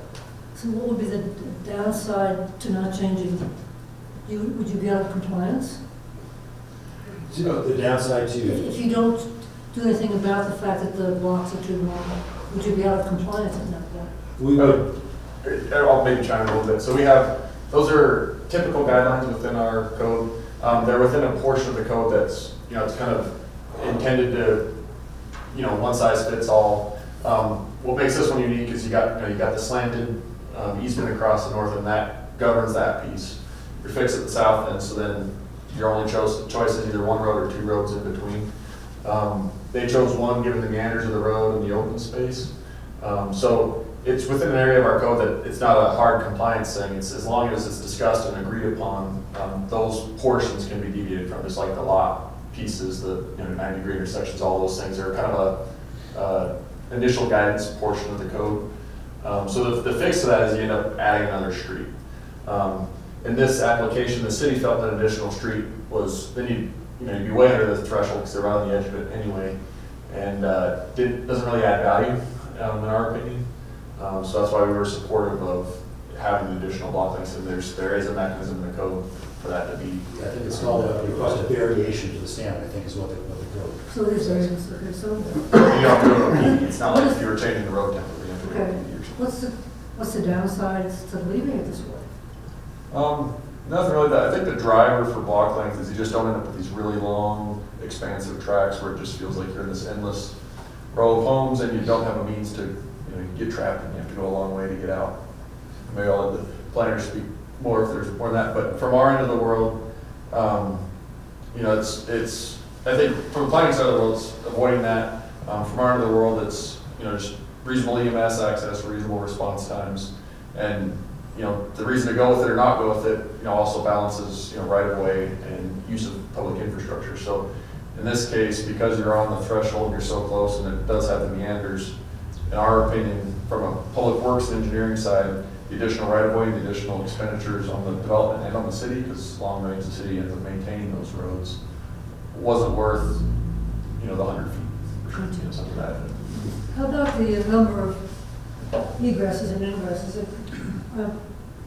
Is it adequate the way it is, or should that road be punched through the further northernmost road? Yeah, so my first response was yours, that should be punched through, and that's easy to be fixed. As we started to understand their site, their logic of, the raceway that would get created with that being straight as governed by the easement, it's a unique condition here. We talked to their traffic consultant, he convinced us, about the two access points being fully adequate as far as EMS and time around, and he recommended this configuration as well. He changed my mind. We're in support of this. The only kind of minor deviation on that is, those create problems for us from like a trash pickup standpoint, the trash trucks are backing down that, so that would probably take the form of like a bulb instead, but that's a finer detail we'll work out in the blueprint class stage. Yeah, it's a great question. So I do not hang out in the Cobble Creek neighborhood. So teach me about golf carts. Is it driving around in a golf cart a common situation? Your private golf cart within Cobble Creek? Yep, it is. Yeah, absolutely. I don't live there either, but I've been watching for this year while we're playing this. And people drive their golf carts to and from the clubhouse, from their home. Okay. And it's on City of Montrose streets. And cart paths when they can. And is the city cool with it? I mean, the use of golf carts It's a on very big issue, or it's a very big, there's a lot of laws and a lot of discussion about that. It's not exactly clear. I don't know if it's been on those yet. Yes, I have. I'm actually trying to bring up a copy of the modified model traffic code and Title 10 of the municipal code. Bill and I sat down and we tried to work on this because we knew it was an issue. And you'll have to pardon me for a minute, I'm trying to bring that up, and then I've got to find the language we put in. They have their Christmas parades all down the streets, and I mean, you can have a lot of people golfing and not many cars in the lot because they're all, you know, as far as it's good for the gas and stuff. That's not a bad gig, really. And so where I was going with it is, if the city wants to encourage golf cart use, to at least connect north and south with golf cart access, in addition to your walking trail access, is where I was going in my mind. Right now, it looks like it's just a walking trail compared to adding golf cart access north and south. Anything we can also handle a golf cart. It'll be wide enough, and the surface will be sturdy enough to handle that. I have that up now. If I may, I'll read it to you. Sure. Pursuant to the authority granted by Section 1 of both the model traffic codes adopted by this chapter, the city hereby authorizes the use of golf cars, which is the model traffic code's terminology for golf carts, as that term is defined in the aforementioned model traffic code's definitions, on roadways within areas of golf communities where signs have been posted to notify the public of such use, or to travel from one portion of the same golf course to another, like cross a street made for cars to get to the next hole. That's the idea. So you need signs, of course, but I think this is part of a golf community, at least it has the same name. So, you can argue that one, I suppose, but I want you to know. We're going to have shared use agreements that they'll be able to come over to our westerly. They have nowhere to walk a dog around. They don't have sidewalks, curbs, and gutters. We have the 50-foot right-of-ways with the 6-foot sidewalks on each side, or 5 feet, whatever the code is, but there's 7,000 or 8,000 feet of sidewalks in here, along with the walking trails, which are another mile around the perimeter, and another half a mile in the central ponded open spaces. So we got miles of trails, and they'll be shared with the Copper Creek people. So you're not going forward till you do the water study, you said? You've got to do We need to understand if the water study is going to allow us to receive water from the City of Montrose and not be stuck in the Chippewa water system. because that can be a mess.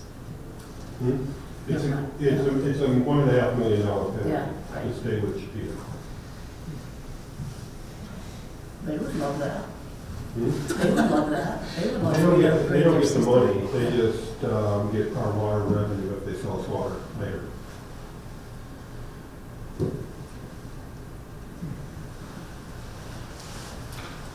Any additional comments or suggestions? Get advice? Exactly. Well, I guess just because you're asking specifically for our feedback for planning purposes, it sounds like in terms of the areas you circled in red, which were what the angles of intersections and lot depth, and what was the other one? Oh, block length maybe. Yeah. That it sounds like staff confirmed what you were saying, that that if they're minimum, if you're working something out with staff, I'll say some from my judgment, that doesn't seem like there's any problems with block length or. Staff's happy you're happy. Yeah, staff's happy on this front side.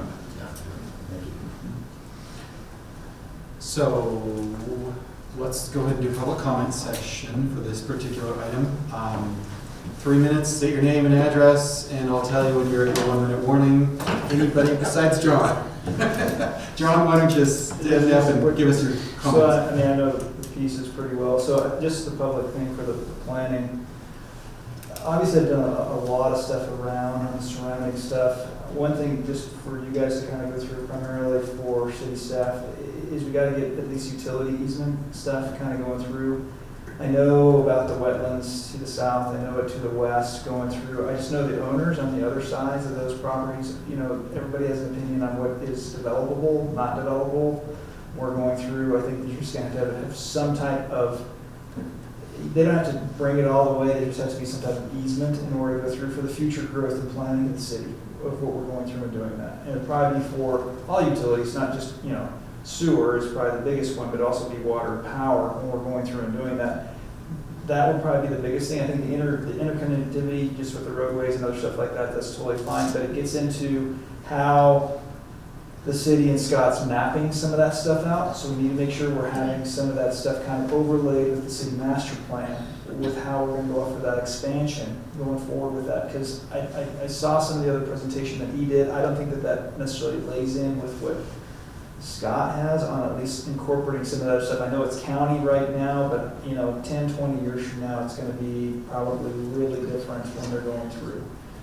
So it's just something that you guys need to probably go off and consider. If now is the time to go off and do it, if you're gonna go off and do those plans, especially if you guys are gonna be doing the waterways. So, or the City of Montrose stuff, so it's just something for you guys to consider when you're going through and doing that. And I just love being here, so I just figured I'd hang out with you guys. Thank you so much, John. Anybody else with any public comments? Okay, public comment session is officially closed. And do you have any thoughts or comments, response to John's perspective or any of your group? Scott, you were shaking your head yes as he was talking, and you. Yep, that's something we're pretty cognizant about, to make sure that any potential that would need to come through here, we make sure we preserve easements. We don't necessarily stub them, because then the infrastructure just sits there unused for 20 years possibly, but make sure that the ability to come through is preserved. And John's right about the issue. There's been places where that's not been done, and you have these, you know, not blocking everything upstream or something. So just not north and south, but also the west. Across the road? By the Croc Ponds. Or across the, yeah, we probably go. Going all the way. Yeah.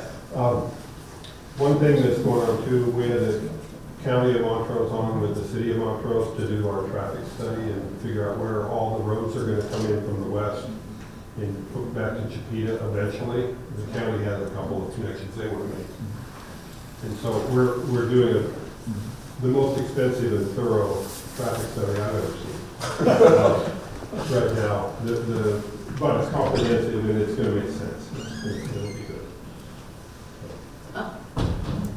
Jace, That makes sense. are you ultimately satisfied associated with the width and those property, so the property widths where on 6400 where it gets a little tight, associated with the future development and growth and pathways, et cetera? Yeah, I think it's something that we'll hash out. I've kind of discussed my perspective with the applicant. You know, there's a reason for 125 feet on the double right-of-way situation. I personally live in that situation right now that has a shorter lot that does have a landscape buffer. And that's, I think you could kind of go either way. Do we have a landscape buffer between the roadway and the lots themselves? Or do we just have a deeper lot? And I think we'll be able to hash that out with them, probably with no issues there. It was just something that I figured I'd bring up if you all had any input or any experience with that type of situation. So. My biggest concern would be that we ultimately have enough space for appropriate sidewalks and/or development in the future. That's all the most important thing from my perspective. And I think we'll certainly have that. I think it comes down to those particular lots and maybe how they're impacted by that depth specifically. Personally, I'm comfortable if somebody wants to buy a skinny lot, well, that's their choice. Let's say make a market decision there. Totally fair. Buy somewhere else in the development if they want to wall lot. We're going to lean toward the landscape buffer because looking at everybody's fence and backyard can be so different that literally from a marketing perspective, we need that landscape buffer to look good as people drive up, the curb appeal of the entire subdivision. So that we're going to do something, we'll probably do it that way. It's been done at Waterfall Canyon, where I've never seen the waterfall or the canyon. Yeah, Woods Crossing, and they've all done these landscape buffers, and they seem to work. Water's small, Any more comments, or are we ready to wrap it up? No. Okay. Thank you so much. Thank you guys. Thank you. Appreciate your time. Thanks for staying all night long. Yeah, I know. You're left later. Thank you. Thanks so much. Thanks for sticking around. Chase, do we have any more subjects? We got one more item. I'll make it quick. Yes, you will.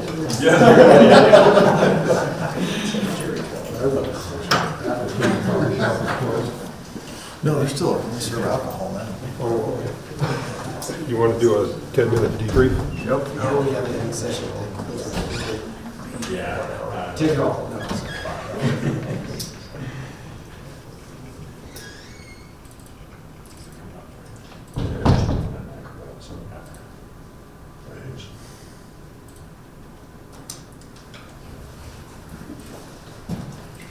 I can summarize. So here's the annual report. It's in your packets. It's it is in your packets.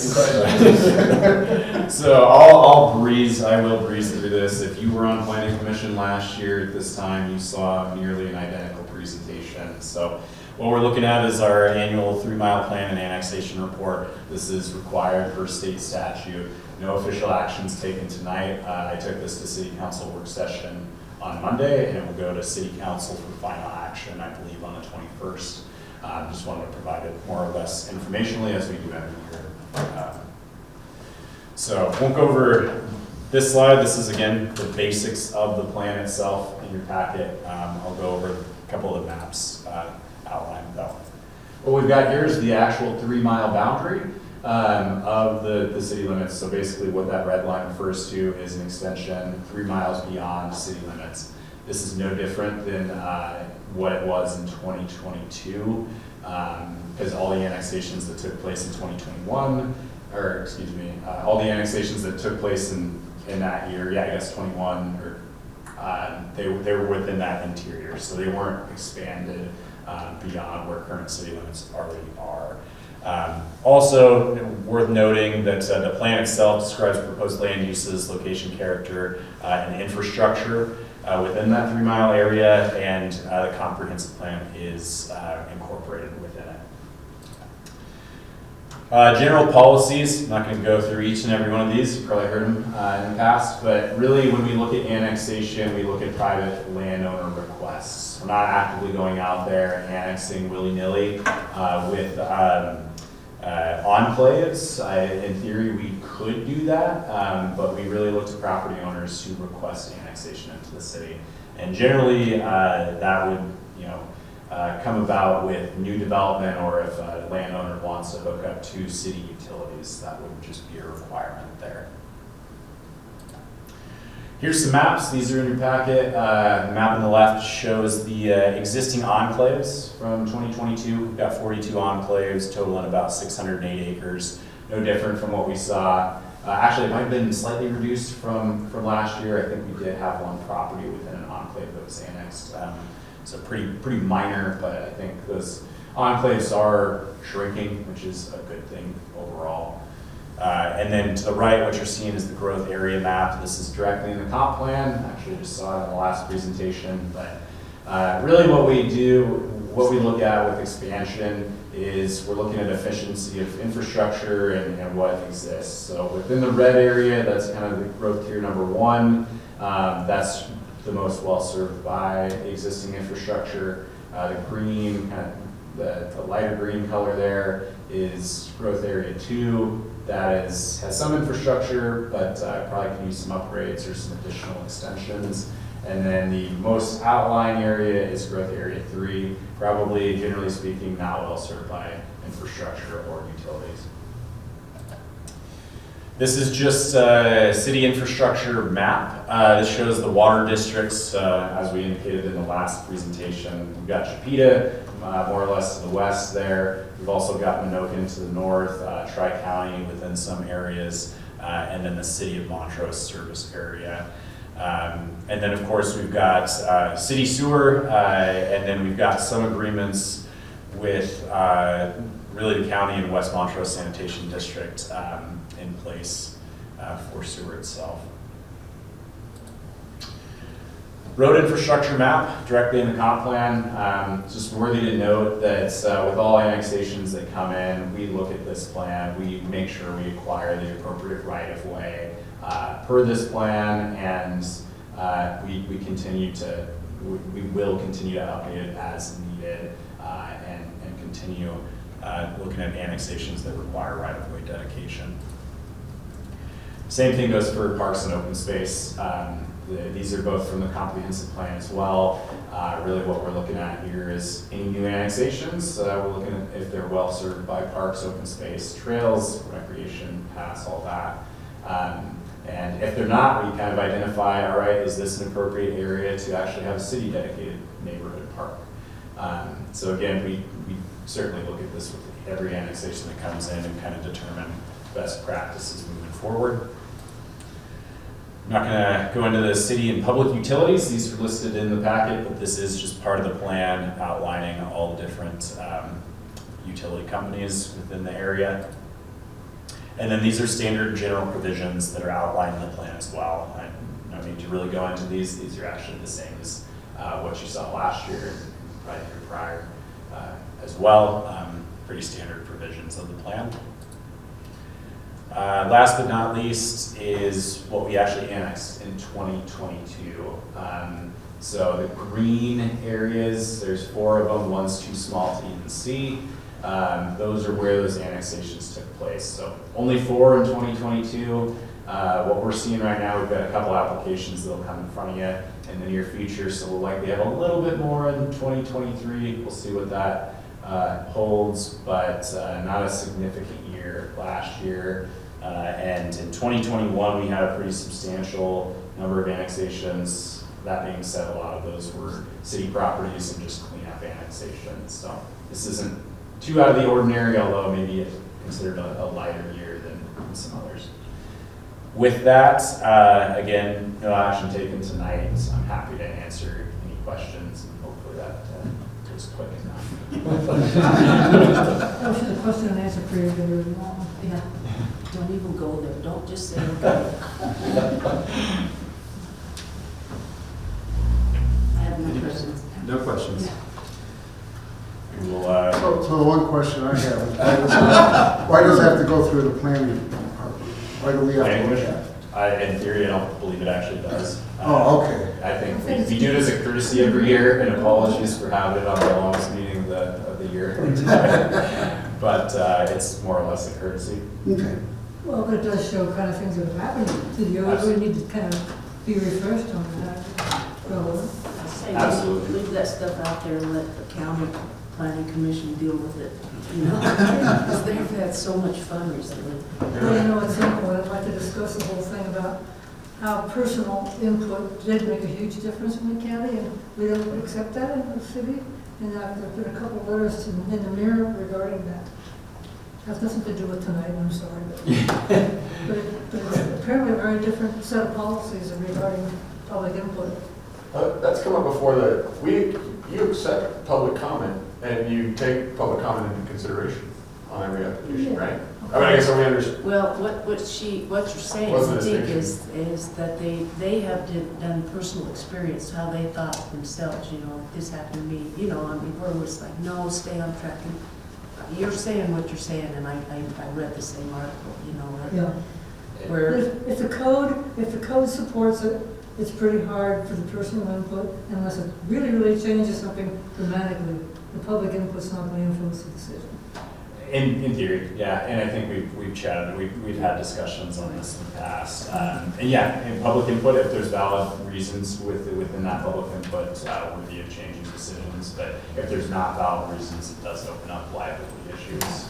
Popularity is, Yeah. yeah. But a lot of times, I mean, a lot of times the public brings up stuff that maybe hadn't been considered, or I do think about it from this angle, and I mean, That works say, really well easily with the 30% of schedule. the time it changes the outcome and steers the outcome based on public input.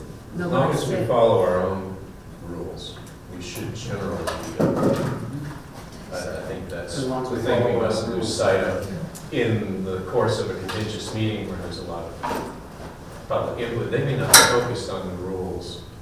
You would still have to remain focused on them and apply whatever facts they give that are relevant to the rules we have. they could care less about the rules in public input. Precisely. That's exactly right. Yeah. But what Jan is saying, and I've always thought, it would be nice if public input could be heard before the decision's made. But we do. I mean, a lot of times, the decision's made, they still have public input, but we're still gonna vote. We can't change what they're really saying so much. We can in a sketch plan. I mean, it's great. If everything was like a sketch plan and it wasn't decided, and they brought something to the table, that's a great time. You mean the city staff's recommendation? Yeah, Was- oh. yeah. Well, even with, for example, and correct me if I'm wrong, but that part of this gravel pit issue was actually supported by the planning department, but yet the commission voted no. I thought They Rich was denied giving it. it a thumbs They up. denied it, right. Staff- That rezones out the town, staff recommended approval. Both. Yeah. The max. Yeah. There you go, yeah. And so, then anyway, we'll talk about it. When the public gives their name and address, can it be either the work address or the residential address? I've seen both, which is it supposed to be? There's no hard and fast rule on that. The main Bring it up. reason for that is to give you some idea of literally where they're coming from. And then one last question, only because I've asked this question about 4 times. When does the city do the parks? The subdivision I live in sold it on a park. Well, it's a city park, and we're 10 years out on that. So I bought it thinking there was going to be a park there. And I've asked about 4 times, are you subsidizing the park or are you not, to the developers? What is the criteria? So I don't keep asking the same question. When do When does the city dedicated park pay? track lands become developed? Yeah, or when does the developer pay for that, or the city pays? Well, so a lot of times, if they're dedicated for a city park and city park land, the city would develop them. Right. Using, like Parks and Rec funds and things of that sort.